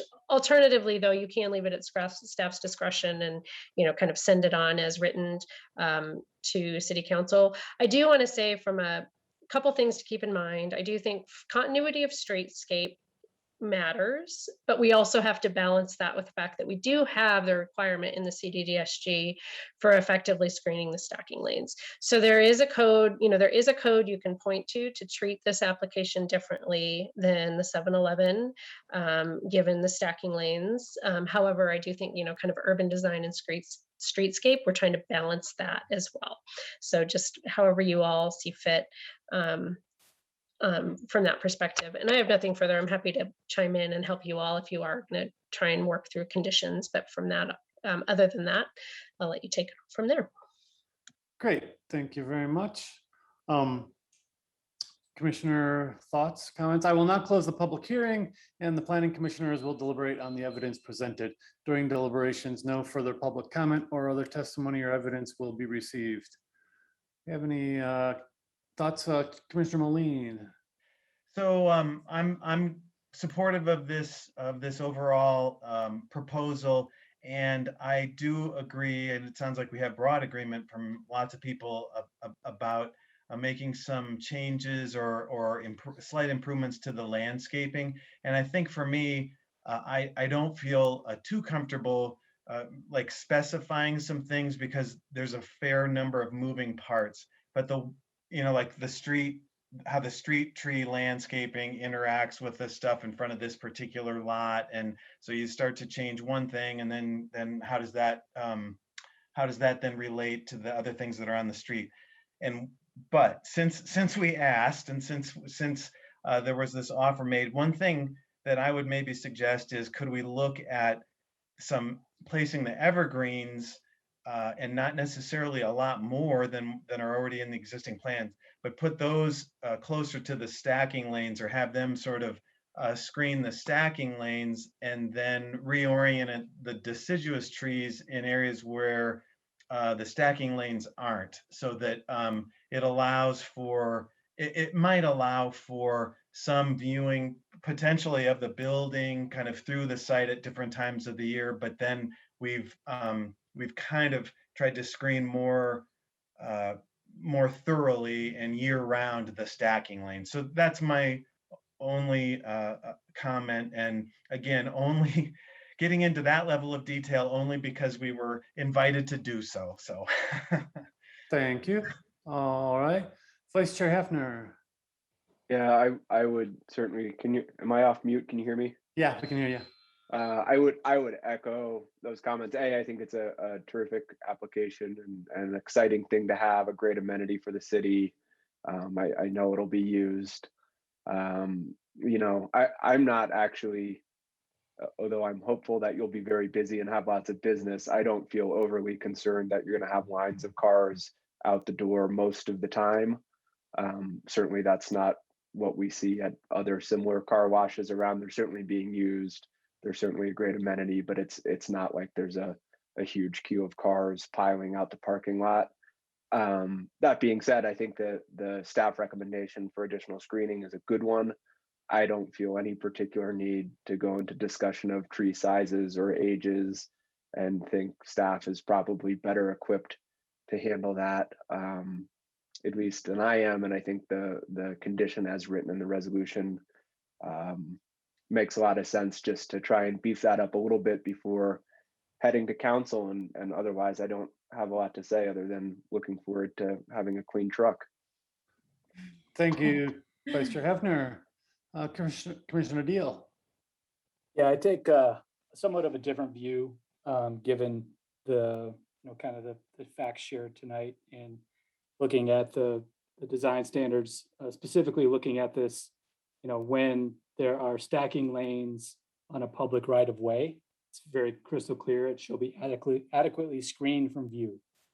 That's the verbatim design standard. And I guess then the question is, well, what does adequately screened mean? And then I also take into consideration the comprehensive plan, which for this district we probably have memorized, but it says that the special district will be separated and buffered from the surrounding roads to maintain the appearance of a rural gateway into the city. And then, of course, we can debate and discuss what the definition of rural entryway means. So, the fact that the building was, oriented to face and stack up against 96 was kind of a business decision, right? With one less lane, and I think without the two pet rooms, it could have been tilted 90 degrees, and then we wouldn't have any cars between the building and 96. So in my view, it's kind of it's a question of, a business rationale, an ROI rationale versus the diminishment of the rural entryway. And where I come down on that is I'd like to see a different orientation of the building, and the rural entryway not be diminished. All right. Thank you, Commissioner Deal. Appreciate that. Any additional Commissioner Howe? Yeah, I think Commissioner Deal, just to build on your comments, I think architecturally, I think it fits the rural feel, and I think it is, and I'm not a great one to comment on this because I'm not an architect myself, but I think it is appealing and aesthetically appealing too in that layout. If this lot is truly 4 feet below the grade of 96th Avenue, I think some hardscape or even a rise in that 30-foot setback. The 30 feet is a pretty large setback from 96 that you can do a lot of landscaping with. I never think of trees as a buffering above probably 6 or 7 feet. But I think maybe you could play with, and just like the other commissioner said, I'm not going to be specific about this, but play with the grade of that ground.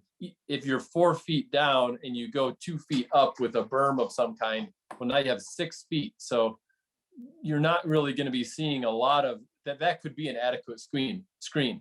So I think to put in as a condition, some kind of a hard scape or landscaping to offset that queue of cars would be appropriate. But I think it flows well. I think that a lot of thought has been put into how cars and traffic would be directed through there. So I'm in support of this, even though at first I think I was quite skeptical of it. Thank you, Commissioner Howe. Any additional comments? Thoughts? Commissioner Williams. So I'm gonna take the tactic that I think staff and the landscaper and the architect and the developer can work together and come up with something that works in the spirit of what this condition is and what we had in mind, and what satisfies our code and design standards. So I'm gonna leave it to staff. Great. Commissioner Moline. I really appreciate what Commissioner Deal said, and I'm been sitting here reflecting on it since he made those comments about the kind of the gateway and the rural area, and I really appreciate his attention to that. I think I just thought I would offer kind of an explanation for me. I sort of feel like that 55-foot buffer kind of is that area that helps, for me anyway, provide a bit more of that space that helps give the site that, a little more of that rural character. And so I'm comfortable, therefore, supporting this proposal, even though it doesn't necessarily bring that same rural buffer that you're wanting to see. But I guess I sort of feel like in our approval of the GDP, when we advocated for that that larger buffer there along 96th Street, that sort of helps me address some of the concerns you have. I'm not expecting you to necessarily agree or not, Commissioner Deal, but I just wanted to, I appreciated you raising the concern, and I just wanted to share at least my thinking around it, whether you agree or not. So. No, and thank you for that point. One of the things I like to keep in mind too is that, obviously we go through a lot to approve a GDP, and we have a number of uses which end up being special review. And then we get to the special review, and in many cases, it seems like, well, the momentum is already kind of there behind the GDP. And do we take the time to deliberate enough around the special review? And I almost wish, and maybe this is a process question we can talk about, should the special review sit by itself and then have a PUD? And I realize there's complications with that. That probably makes it more of an extended process, et cetera. But obviously the applicant has invested a lot of time and money to get to this stage before we're even able to weigh in on the special review.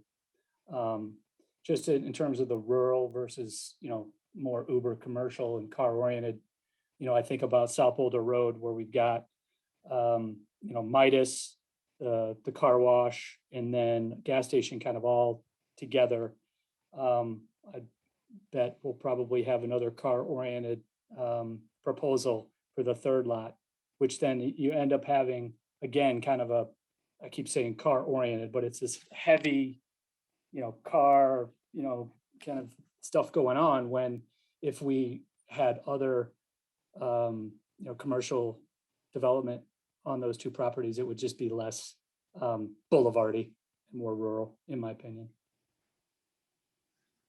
And I appreciate you raising this also, Commissioner Deal in particular. It was kind of something I was concerned with early on when we started looking at the site. And I think when we think of the word rural, we really don't think of commercial developments of any kind, retail or car oriented or otherwise. And especially given the history of that site and going back to when the equestrian center was there. Now that was rural, right? That's something that I'm sure any number of us wish could have remained, perhaps. Once we realize, right, that it's zoned for certain uses and development itself, to me, the realization was that rural as a word has different meanings in different contexts. And in the context of this site, given the zoning, that it's not that pastoral horses trotting about scene anymore. So in this case, right, you wouldn't see this type of a car wash or even the 7-Eleven of this style in an urban setting. More so you could see it in a suburban setting. And then ultimately it's actually more likely as suburbs get more dense, it gets pushed out to the edges of that suburb and into the more rural areas where those exist for this type of use and setting. So like I said, I really appreciate your concern surrounding that, but that's kind of where I'm at with this as an issue. So I don't find personally that there's that big of a difference between, you know, if it was just some kind of a inline development that had parking and sold widgets, that it would make that much of a difference to me, as to what the activity was on site. It's development and it has parking and hardscape surfaces that are just part of that. So I guess at this point, I'm not as concerned about that. I kind of had to let go of those concerns some time back. When it comes to the landscape, yeah, I do. I would like to let staff work with the applicant on that. I don't think it makes any sense for us to try to specify caliper maturity for species that we don't know that much about. So I'm very content in leaving that with staff. You make no doubt about it, right? On day one, it's not going to look screened the way we want it to, but it will grow into that, and that's just the reality of development. So so at this point, I do find myself in favor of the project with the condition as provided by staff.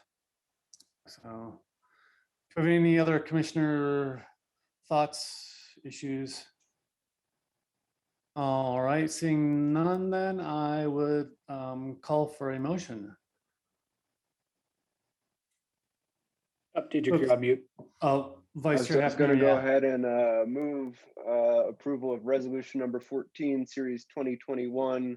A resolution recommending approval of a final planned unit development and special review use to allow construction of a 4,300 square foot car wash and associated site improvements on Lot 3, St. Louis Parish and Boulder Innovation Campus, filing number 1.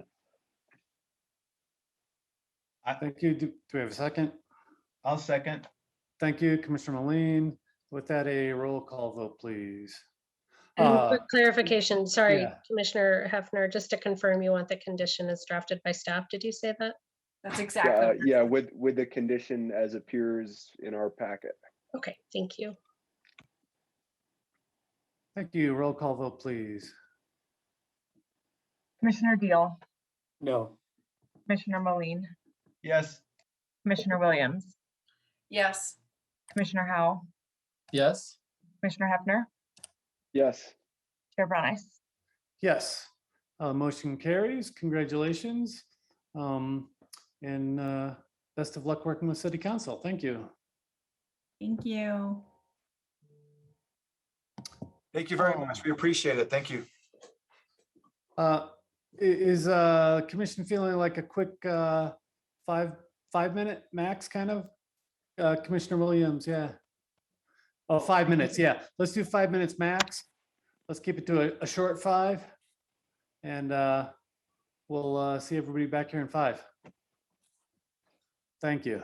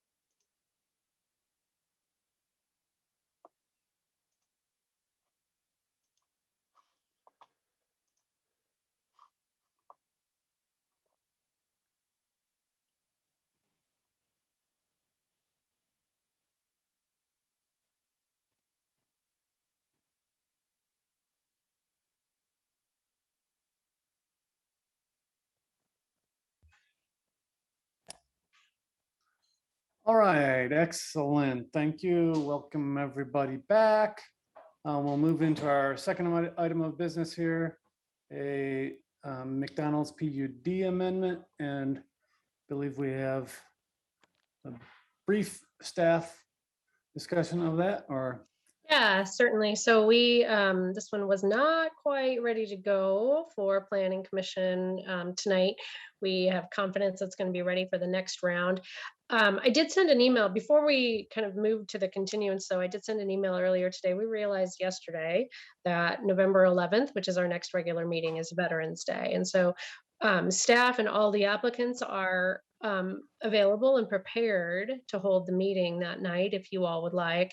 If not, we could do it either Monday or Wednesday of that same week. And so we'll need to set that with you. I did hear from a couple of you already today with some flexibility and preferences. But want to make sure that we know for one, that you all know that we're continuing it to a holiday, which again is fine. So just keep that in mind as you discuss the continuance date. The next Thursday, just for our normal overflow date is not available. So November 19th is our normal overflow date. That night is not available on the city calendar. So that's why it's kind of the options are the Monday, Tuesday, or the Monday and Wednesday. but are you asking us at this point to resolve that issue in advance of voting on the continuance? Ideally, we need to decide soon anyway, and we need to continue it to the date certain. If you want to follow up over email, public notice, we could redo the public notice, which we would need to decide by next week. So staff has some time if you all don't feel prepared, but we would need to have a decision on that by So could I ask the people that replied to your email? Yes, sir. So Commissioner Deal, I think, indicated that he was fine meeting on Veterans Day, and Commissioner Hefner indicated flexibility with any of the evenings. So again, it would be Monday. Let me pull up my calendar. Monday, November 8th, Wednesday, November 10th, or our regular meeting on Thursday, November 11th. Personally, I'm inclined to stick with the Thursday meeting. That might be me just getting old, but I've never had a planning commission meeting on any other day than a Thursday. So welcome anybody else's thoughts on that. I can attend the November 11th meeting as well. Commissioner Deal, yeah. Commissioner Moline? I can too. I was just curious, is it a city holiday? It is a city holiday. It's a federal holiday. So, staff, the way our structure is set up, we can choose to work or not to work if we, but City Hall won't be open.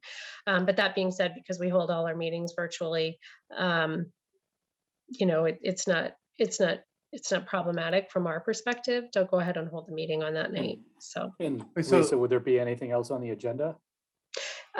So another update that would come later, you may have noticed on the agenda that the Foundry GDP amendment is still kind of floating around. So City Council considered that at their last meeting and would like to see some changes and have remanded that back to you. So for now, we plan the Foundry GDP amendment as well as this McDonald's PUD amendment on the regular November or on the November agenda. Okay. I'm just curious if from a public perspective or applicant perspective, if they don't want to. The applicants are all available. We've confirmed with the applicants. They have no conflicts on any of the nights, so they will happily accommodate whatever you think is best. From a public perspective, I do understand that could be a concern, which is why we wanted to throw that out to you as an option. But I think that there's certainly discretion there, and continuity of Thursday nights versus, respect for the federal holiday. We're going to leave it up to your discretion. So federal holiday means like federal government and then maybe banks? Yeah. No, I thought I heard you say that it's a city holiday, but City Hall is open? No, so City Hall will be closed. The library will be closed that day. The museum will be closed, but staff, based on kind of our, leave policies, some of us may work or may not work. But no, city facilities will be closed that day. And do we think the public then would be less inclined to participate if they anticipated, or if they, yeah. That's a great question. I mean, the public notice obviously will provide the same notice Okay, as, as, I mean, the foundry will be re-noticed, just so you all know, we'll be sending new letters and notice based on whatever date we select. So I don't think it's a concern. I talked about it with the city clerk's office just to see if they thought we should not hold the meeting. I don't think we're getting that sense, but we just want to, mostly from your perspective, I just wanted to make sure you all were available and aware. Well, I'm off that day, but I don't have any problem with meeting that night. All right. So Same. it sounds like we could all meet that evening, right? There's no issues there. Mhm. And I'm not hearing any strong objections to meeting that night. So, Right. To make a motion to continue. yeah, that'd be Motion great. to Thank you. continue the McDonald's PUD to November 11th. Do I have Second. a second? Thank you. And a roll call vote, please.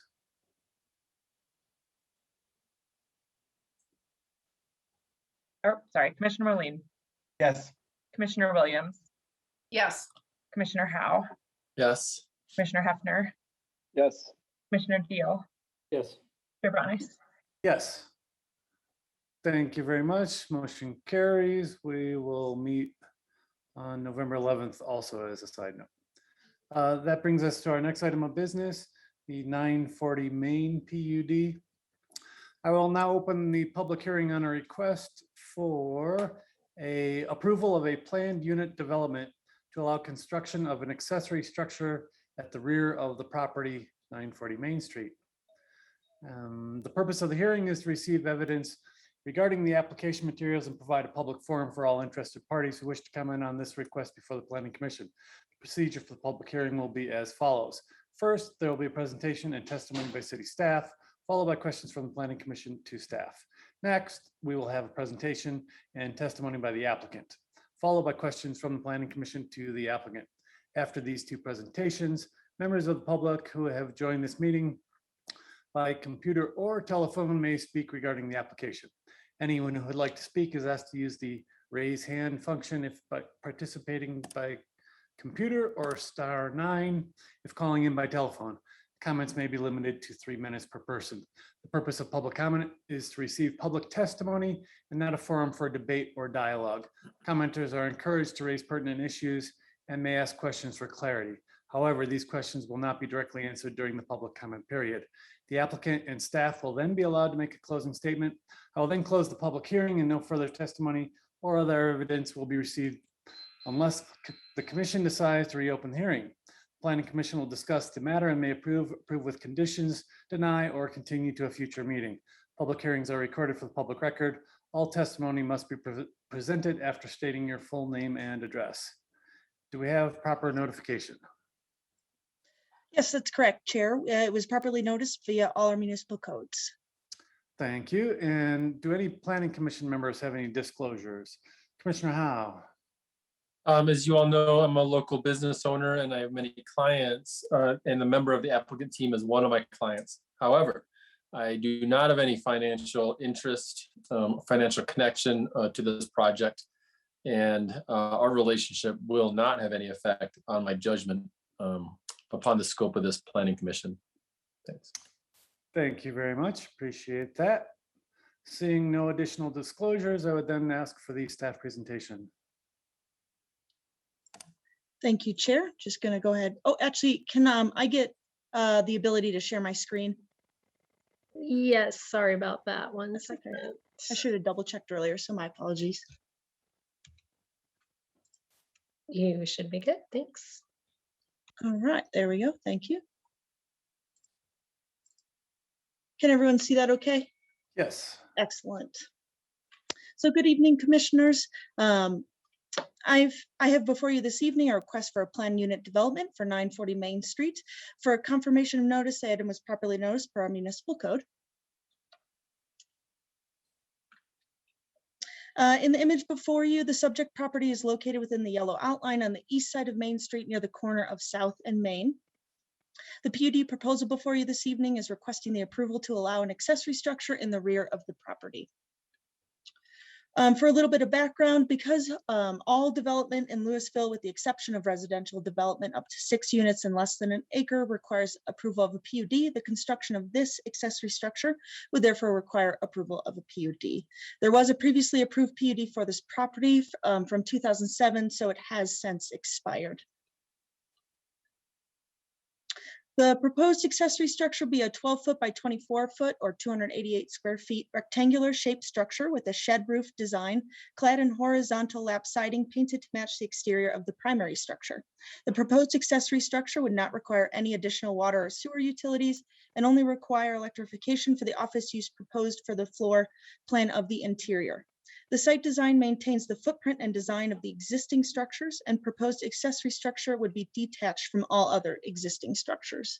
So for a little more context, this slide is the proposed site plan as it would look with the 288 square foot accessory structure there in the rear of the property.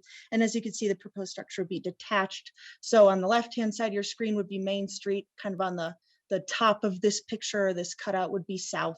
So there's on the right-hand side is that existing alley.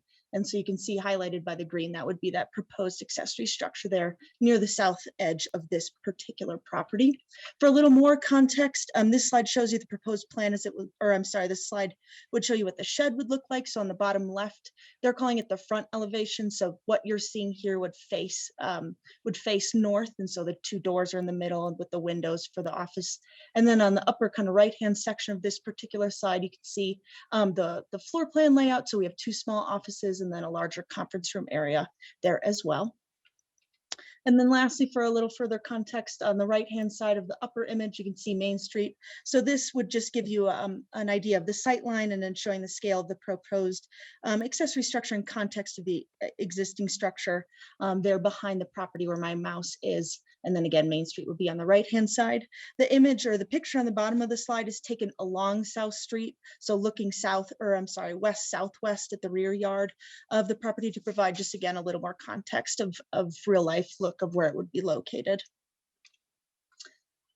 For staff analysis, the PUD is subject to the standards and policies in the design handbook for downtown Louisville and the downtown Louisville framework plan and the yard and bulk standards for the CC zone district. So for the area known as the Central Business District, which is an area bounded by South Street to the north, the Colorado and Southern Railroad tracks to the east, Elm Street on the south, and the Fard Street on the west, certain yard and bulk regulations do not apply, and this would include setbacks and lot coverage maximums, which would apply here for this proposed structure. And staff finds that this application complies with all applicable standards and policies, and no waivers are requested. Therefore, staff recommends approval of Resolution 16, Series 2021, recommending approval of a planned unit development to allow for an accessory structure in the rear of 940 Main. And with that, I'm available for any questions you may have. Thank you very much, Ms. Bauer. Commissioner questions of staff, Commissioner Deal. Yeah, so this is a commercial, it's a business right now, and the accessory dwelling unit, I guess, would they have the right to have a separate business operate out of this? That's a good question. So it'd only be ancillary to their current use of the primary building. So it'd just be for some additional office space. And then that other section would just be conference uses when they would need it or for an overflow meeting or something to that effect. Okay. And then there would not be any impact on the ping pong table? That I would leave to the applicant. I don't know if I can answer that question. Okay. Any additional questions, Commissioner Deal, or any other questions of Commissioner Howe? Yeah, I assume that the roof pitches towards the lot boundary. And you feel like there's adequate drainage, snow accumulation, et cetera, because it's a single pitch. We do, yeah, and we did have it as part of the PUD process. This went out to referral to kind of our standard other groups. So they were other groups like Public Works, our building department, other folks were able to take a look at it and didn't have any additional comments on that roof pitch either. Okay, thank you. Thank you all. All right, seeing no additional questions at this time, I'd invite the applicant to please make its presentation beginning with your name and address first, and we will work on, I don't know if there we go, hello. There we go. Hello. Hi, my name is Shay Ellabrook, and I'm a project designer at a company called Studio Shed, actually in the Louisville Tech Center. And our address is 1500 Cherry Street, Suite S, Louisville, Colorado 80027. And I do have a couple of drawings, if I can share them with you. Thank you, Kim, for that presentation. That was great. You should be able to share with the share screen button. Towards the bottom of your screen, there should be a green share screen button. It's a menu that pops up if you move your cursor down there. Oh, there we go. Okay, can you see this? It'll come, there we go. Yep, we've gotcha. Yeah, so basically, this is the four facing elevations that you see. That's the front right here. That'd be facing South Street. And then here's the right, back, and then the left. We had purposely picked a cladding or a siding style that would match the existing structure. And the color will be a color match. And so there wouldn't be any, eye-popping architectural features for this structure. Here's a simple floor plan.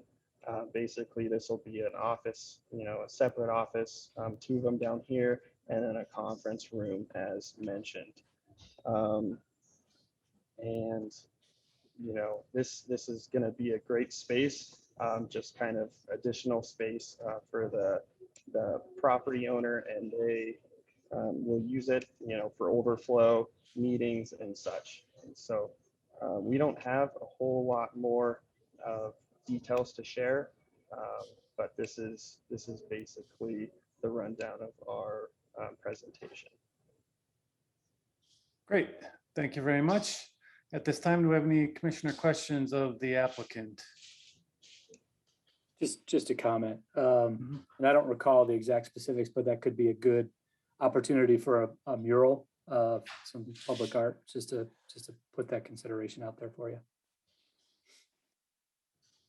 All right, thank you. Any commissioner questions of the applicant?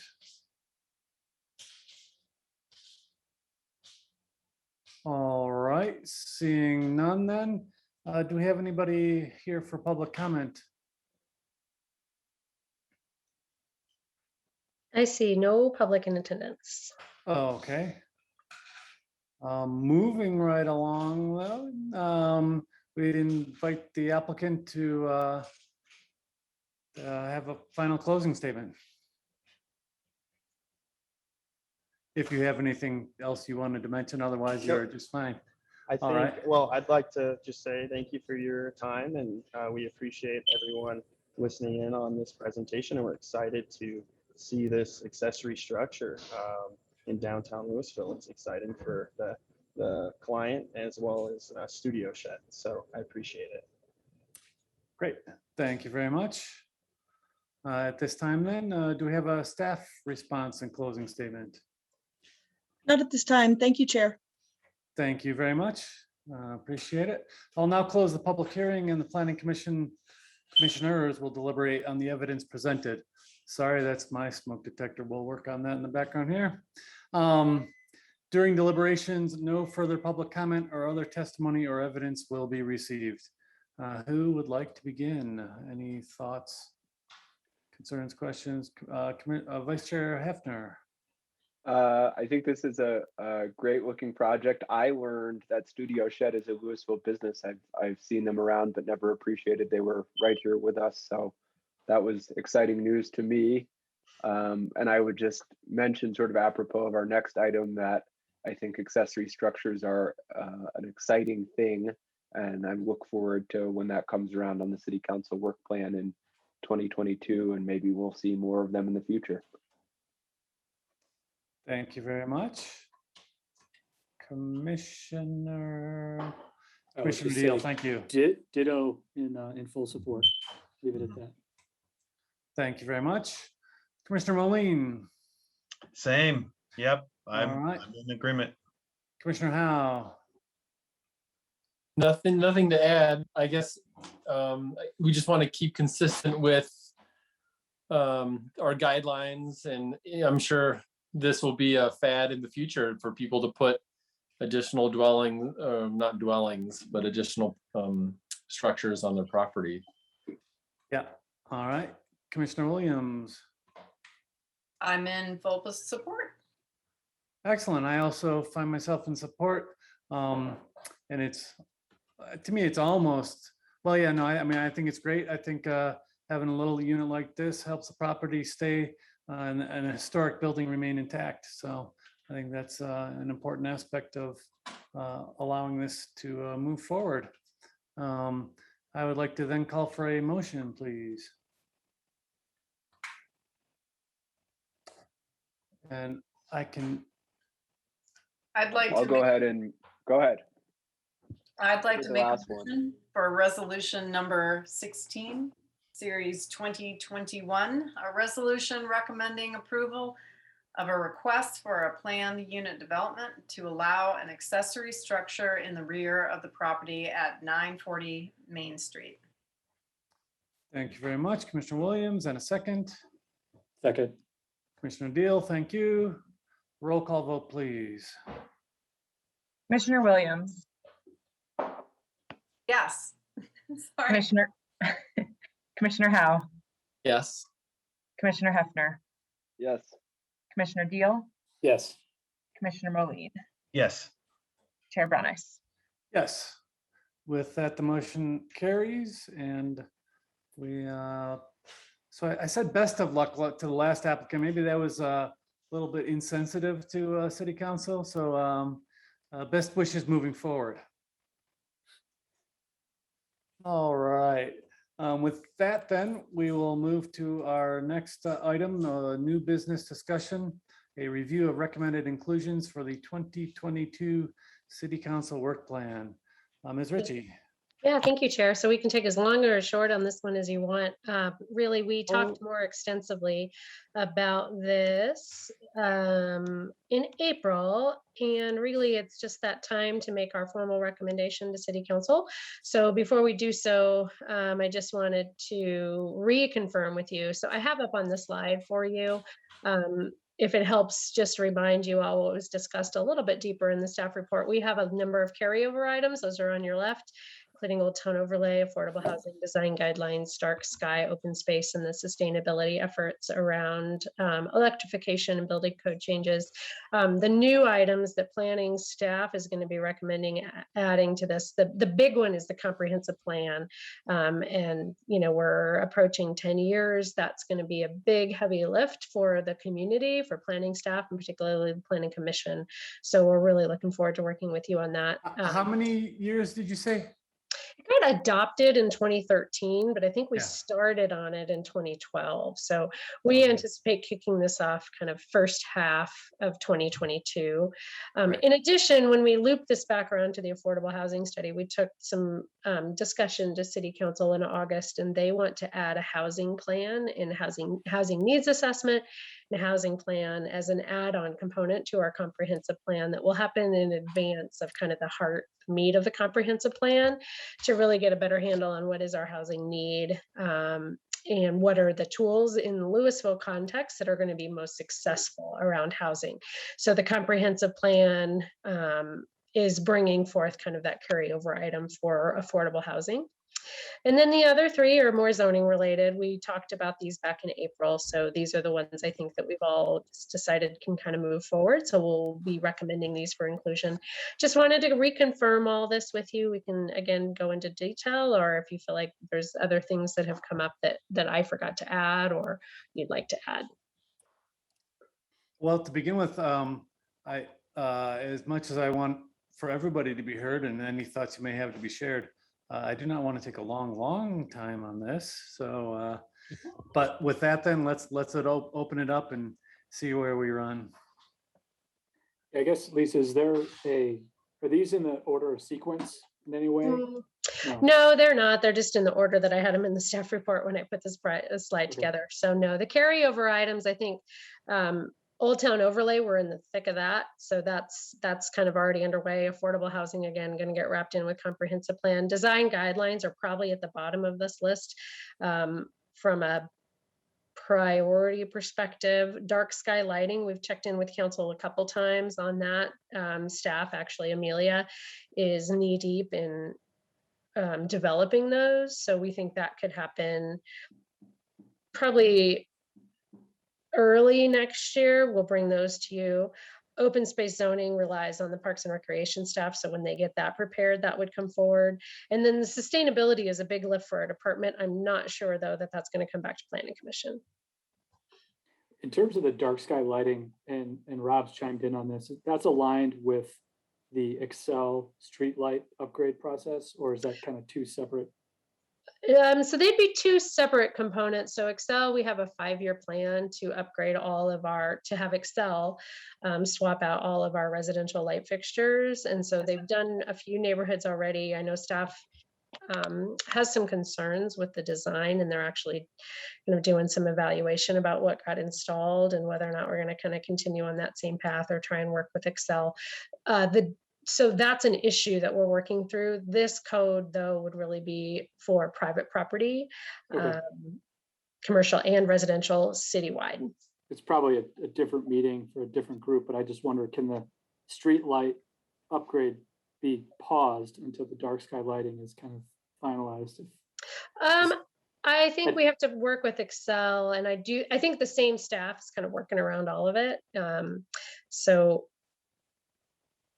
maybe would hate to but miss we the don't- boat on all the street Yeah. lights. No, I know, right? We don't want to lose Excel's attention while we have it either. Well, and I guess my point was we, plow forward and upgrade all the streetlights that aren't dark sky compliant or as dark sky as we would like them to be. And then the lighting regulations come out like, oh, I guess we have to wait 50 years for the Oh, no, next streetlights. that's a really good point. I mean, I do think from a staff perspective, we have a pretty good handle on what those standards should be. I think we're more limited around what Excel offers for upgrades. So I think Excel is probably going to be the limiting factor, not the ability to get staff up to speed on a design that is best. All right, well, I could go off. Go ahead, Steve. Yeah, does our contract with Excel give us any ability to? Yeah, we do have the ability to certainly put in a lot of input, but at the end of the day, Excel only offers certain types of fixtures kind of in their portfolio. And I know staff's actually spent, public works staff and city manager's office have spent a lot of time working with Excel around this issue. I haven't been personally involved with a lot of that, but it's they're definitely knee deep in kind of all of that. Okay. I could probably just go offline and just get a little bit. Yeah, more that'd be educated great. from Happy to Rob. answer questions outside of the meeting. Cool. Lisa, I have a quick comment. In recent deliberations, it seems like we're being very subjective in how we're approaching the design guidelines for commercial buildings. We're saying you need to meet these lead design guidelines. And it seems like that would be one thing that would help the Planning Commission, so we're not so subjective. I know that that's number 16 is a pretty low priority for the city council, but I think some kind of guidance from the city council would help us. It seems like we're just kind of flying by the seat of our pants at times when we're saying, listen, this is what we think you should attain. Only because not only comprehensive plan is outdated, but also because I think we haven't gotten as much guidance as we probably could have had from the city council. So I don't know if I would recommend for that be a higher priority. I don't think it's as important as in residential, but I think it does help us a lot in the commercial buildings. I think that's a great comment. I think where city council will make sure our plates aren't full with some of their other priorities, staff would love to get those done. Yeah, I know. So yeah, absolutely. I agree with you. We'll do our best. Mr. Moline, did you have your hand raised? Yeah. I did. I'm curious, Lisa, would you be willing to comment, like this seems really ambitious. I don't have any questions necessarily about the items. I'm just wondering if it's appropriate to, hear your perspective on your staffing level at this point for the planning Yeah, staff. that's a great question. So when we look at the carryover items, again, I do have some concerns around the design guidelines update, just given the complexity of wrapping up the Old Town overlay, dark sky. Those are going to be first half. Those should be done and wrapped up with a bow by the first half of next year, I'm hoping. Sustainability is a big lift for our department, but not really planning. Open space is not a big lift. Comprehensive plan, though, I do think is going to be the one that is a really big lift for our department. So I'm hesitant to add anything. My recommendation would be, this is a pretty full list. Yeah. Accessory structure setbacks, not a complicated one. Fence regulations, not too complicated. Expiration of PUDs, not too complicated. So Yeah. I think it's likely that a few of these are going to carry over into 2023, but we'll do our best. I don't know if it's worth exploring this either offline or at another meeting, but I don't even know if I know the current staffing level and structure of the department. No, that's a great question. So Director Zakara will be returning as our director and fearless leader here probably in the first quarter of the next year, when hopefully we hire a new city manager. We do have City Council approved another FTE for our department for another senior planner. So we're posting and trying to hire that position. Additionally, we have Kim Bauer, who you've met a couple times. We have another planner too, Ellie Hassan. And then we have Amelia, who you know for a long time. We've actually, though, kind of in this interim, we've been really, really lucky in that we've been able to hire Amelia on as a planning technician with a lot more hours. And so you're going to actually see her probably on a couple applications. So we have, to kind of wrap that up, in addition to the director, we have 4 full-time planner staff positions. Great. Awesome. Thanks very much for that information. Any additional, Commissioner Hefner? Yeah, I have just a couple things to share. First, and recognizing this is probably way above our pay grade on streetlights, I know at least a couple municipalities have pursued either purchasing their streetlights from Excel or taking them by eminent domain from Excel. Just to throw that out there, obviously that's not an issue for us. Second, I think if I was going to add one item to this list, and again, recognizing that it's quite a lot of ambition to begin with, it would be the issue that I think we've been grappling with in a number of recent meetings around commercial vacancies and commercial space requirements, and just how do we think through that? How do we think through it in terms of new applications coming in and how much commercial space should we require? And also what in our code and design guidelines and whatever else it may be preventing or making more difficult the redevelopment of existing vacant commercial spaces. I guess on that one, I would recognize that lots of time and energy and money has been spent looking at this problem, but it strikes me as one that merits continued attention at some point. Thank you, Greg. I was just going to mention, Dietrich, I mean, I think that's a great point, and I'm curious to know more details as to what is some of the driving reasons that, and obviously we just had the pandemic, so that's obviously a factor, but what are the underlying causes to why some of this commercial is sitting vacant? And maybe it's a joint kind of meeting, or just maybe we just have some kind of event where we get together with the economic vitality team or committee or whoever it is, because I assume they know and have that crystallized. So Go ahead. can I just throw a piggyback on this? Based on the information that you said, and I agree, why would we do a comprehensive plan? Why wouldn't we wait on that to see what happens, how everything shakes out after the pandemic? I mean, maybe it's, going to be longer than, I think every 10 years you guys do a comp plan. Is that what it is? Yeah, but maybe this warrants waiting a couple more years just to see how things shake out.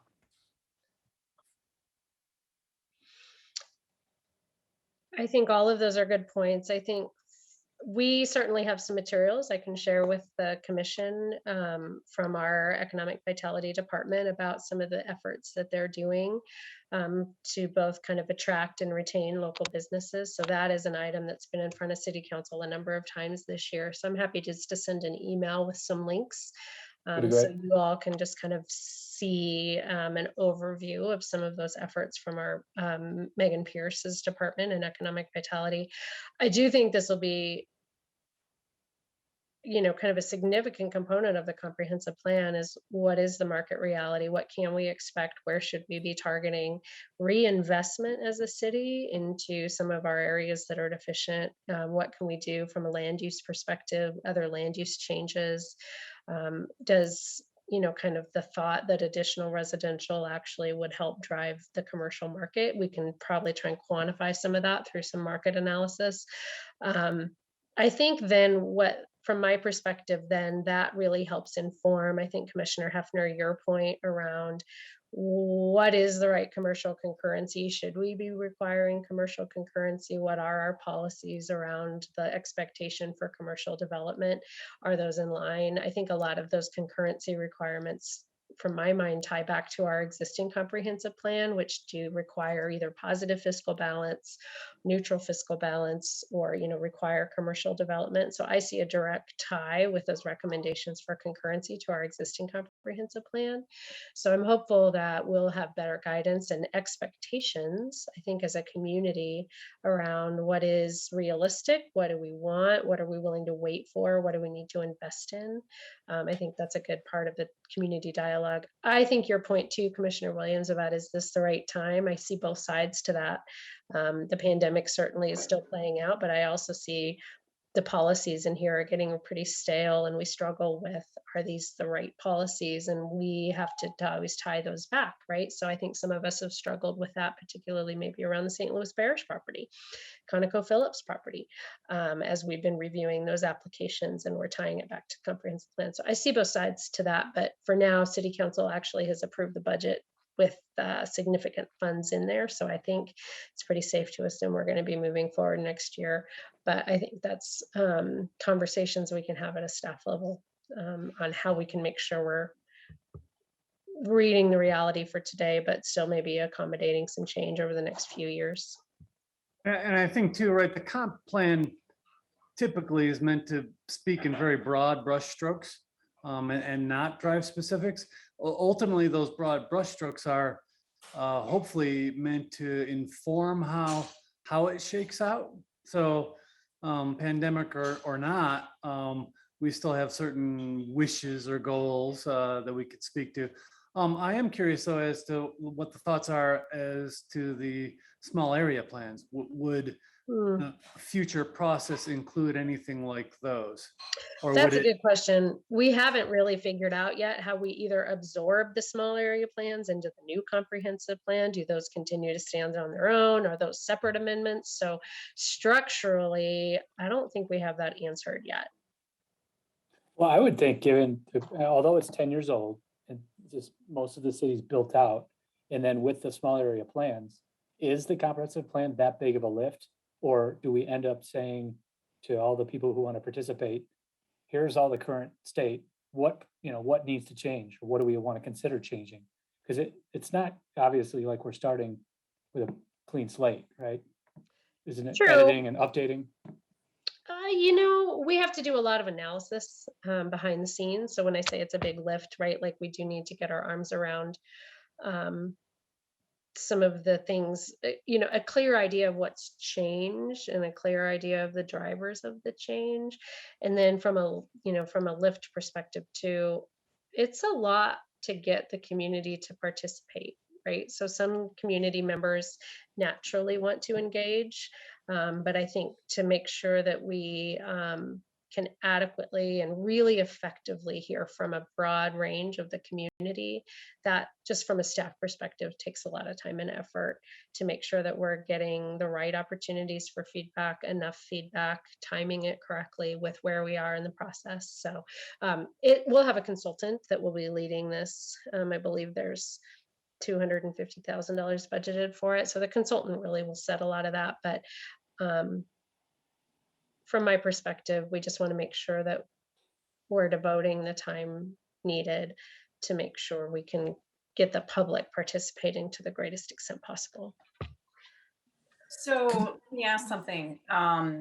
Is there any way to plan the comprehensive plan process in such a way that in 5 years from now, after you have solidified the plan, revisit it? Because you know in 5 years from now, things are going to be vastly different. And I mean like 180-degree different.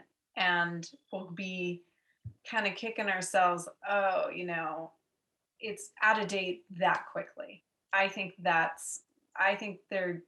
if you could plan the process, allow for that. I think that's a good point. I think that's certainly a conversation we can have with City Council when we bring the RFP and the contracts around scope to them. You know, what is the expectation with the community as far as timeline, and then build into the comprehensive plan if Planning Commission and the council and the public kind of want, what's the mechanism for targeted updates, maybe for certain areas or certain policies. Lisa, just not to belabor the point, but I think that's those two comments from Commissioner Williams and Commissioner Deal I think are really interesting.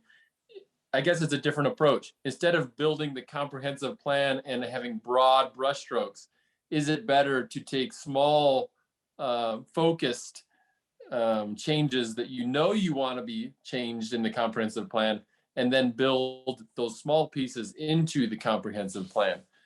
I think that's an innovative thought there, and maybe one that may be more efficient in the long term. Possibly. Yeah, we'll certainly think about that.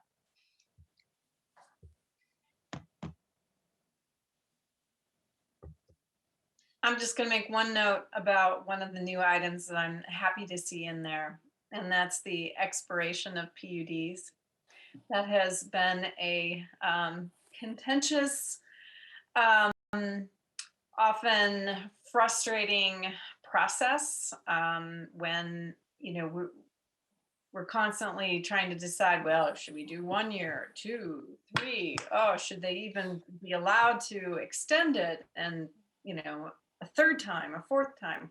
But anyway, that I'm happy to see that. Great.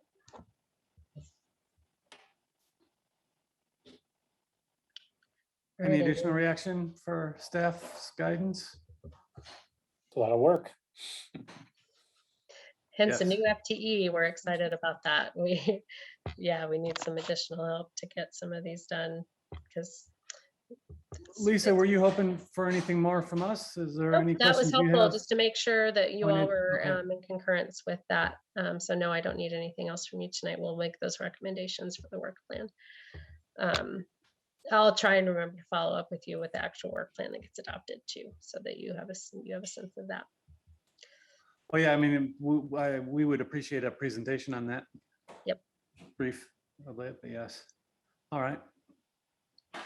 All right. Do we have anything else on this item? No. Nope. All right. Thank you all very much. With that, then I would open it to Planning Commission comments. Anybody has any other? If it's possible, Lisa, can you summarize, because I know it's getting late, the remanding of the Foundry back to planning? What's the kind of the gist of that? Well, I'll action? keep it high level because it's still an active application that you all would be considering. But basically, council, I think they had some differing opinions on whether or not I think they were going to support the application as submitted. But I think there were certain components around some of the changes. So some concern around the mix of commercial, some concern around the loss of senior housing, I think were kind of the two primary areas that they didn't feel ready yet to make a decision, and I think wanted to send that back to you for some further work and dialogue. I'm still in discussions with the applicant about kind of what he's going to be revising and resubmitting to get it in front of you. But we'll have the minutes for you when you get the packet, and I'll send the link to the video if you want to watch that as well when you get the packet for the November meeting. And then do you have any insight into some of the rumors of a petition on Redtail? Sure, so I can provide you an update on that as well. As you all know, anytime the city adopts any ordinance, which really it can be an ordinance for land use, it can be an ordinance to update our liquor laws, it's really any ordinance that comes before city council per Colorado state statutes, and it's also within our charter. The ordinances don't go into effect for a period of 30 days after publication of the ordinance. So generally that's the Sunday after the decision, we start a 30-day clock, and it doesn't go into effect for that period of time for the purpose of if the community kind of wants to overturn or revisit that decision, that allows them to do so. And the mechanism for that is they need to have signed signatures from, I believe, 5% of the registered electorate of the city. In this case, it's roughly 400 and some signatures. So that has happened with the Redtail application. There's been a group of citizens who submitted kind of notice that they're going to be sending a petition out. The language of the petition actually gets reviewed by our city attorney. So we do see that language and make sure that it's kind of the legally right language for the petition application. We've approved that and it's now out. I think they have through, I want to say it's sometime in October. They have to gather the signatures and present those to the city clerk for verification. At that point in time, if they get the signatures and they're all verified, then the process would take the application back in front of city council. City council can either reconsider their decision. It did pass on a 4-3 vote. So city council can revisit their decision, either kind of keep it as is and let it stand, or they can kind of say, actually, we will rescind this approval given whatever rationale they'd like to have. If they let their decision stand, it would go to a vote. We can't have this vote, obviously, in the November election. That's too soon. So it would be a special election, and there's some regulations around days between number of elections, things like that. But it would probably fall around February or March. That then it would go to a vote of the Louisville citizens to decide if they overturn the approval of the ordinance or not. So we can, stay tuned to that. Right now, petition signatures, they're gathering signatures, so we don't have a decision on the outcome. And I'm assuming and sure that we're precluded from signing such petition as planning commission. Please do not sign a petition. Thank you for that reminder. Mm-hmm.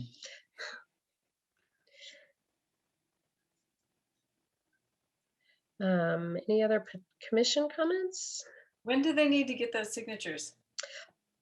It's sometime still in October. I don't have the date in front of me.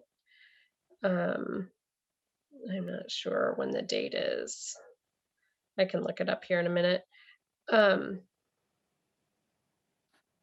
we have any additional staff comments then? Yeah, so the North End application that's on your agenda is highly unlikely. I just have that potentially coming up, but I think your November meeting will consist of the McDonald's PUD and then the Foundry application. I do want to remind you all that Monday of next week, we do have the joint meeting with our Preservation Commission. So that packet will be sent out. If it's not already in your email, it's going to be coming to you tonight. So we published those packets already. And so we're really looking forward to having that joint meeting with you all in our Historic Preservation Commission to go over the diagnostic report for the Old Town overlay. This portion, this is also their regular agenda. So the joint meeting will be on the first part of their agenda. So we'll be right at 6:30. And then Chair Brown, I'll give you a call tomorrow or Monday just to talk through the structure of the meeting, since there's 2 chairs, and kind of how we'll structure the actual agenda and all that. but Okay. just so you and I can work through that ahead of time, so we know what to expect from that perspective. So we're really hoping that, I think we've already heard from you, Commissioner Williams, that that night doesn't work for you, but hopefully we can have you all. If something comes up and you can't attend, please do take a few minutes and look at the report and send me any email comments or give me a call with any of your comments. Maybe we can talk tomorrow afternoon. That's great. I'll call you tomorrow afternoon. Okay, thanks.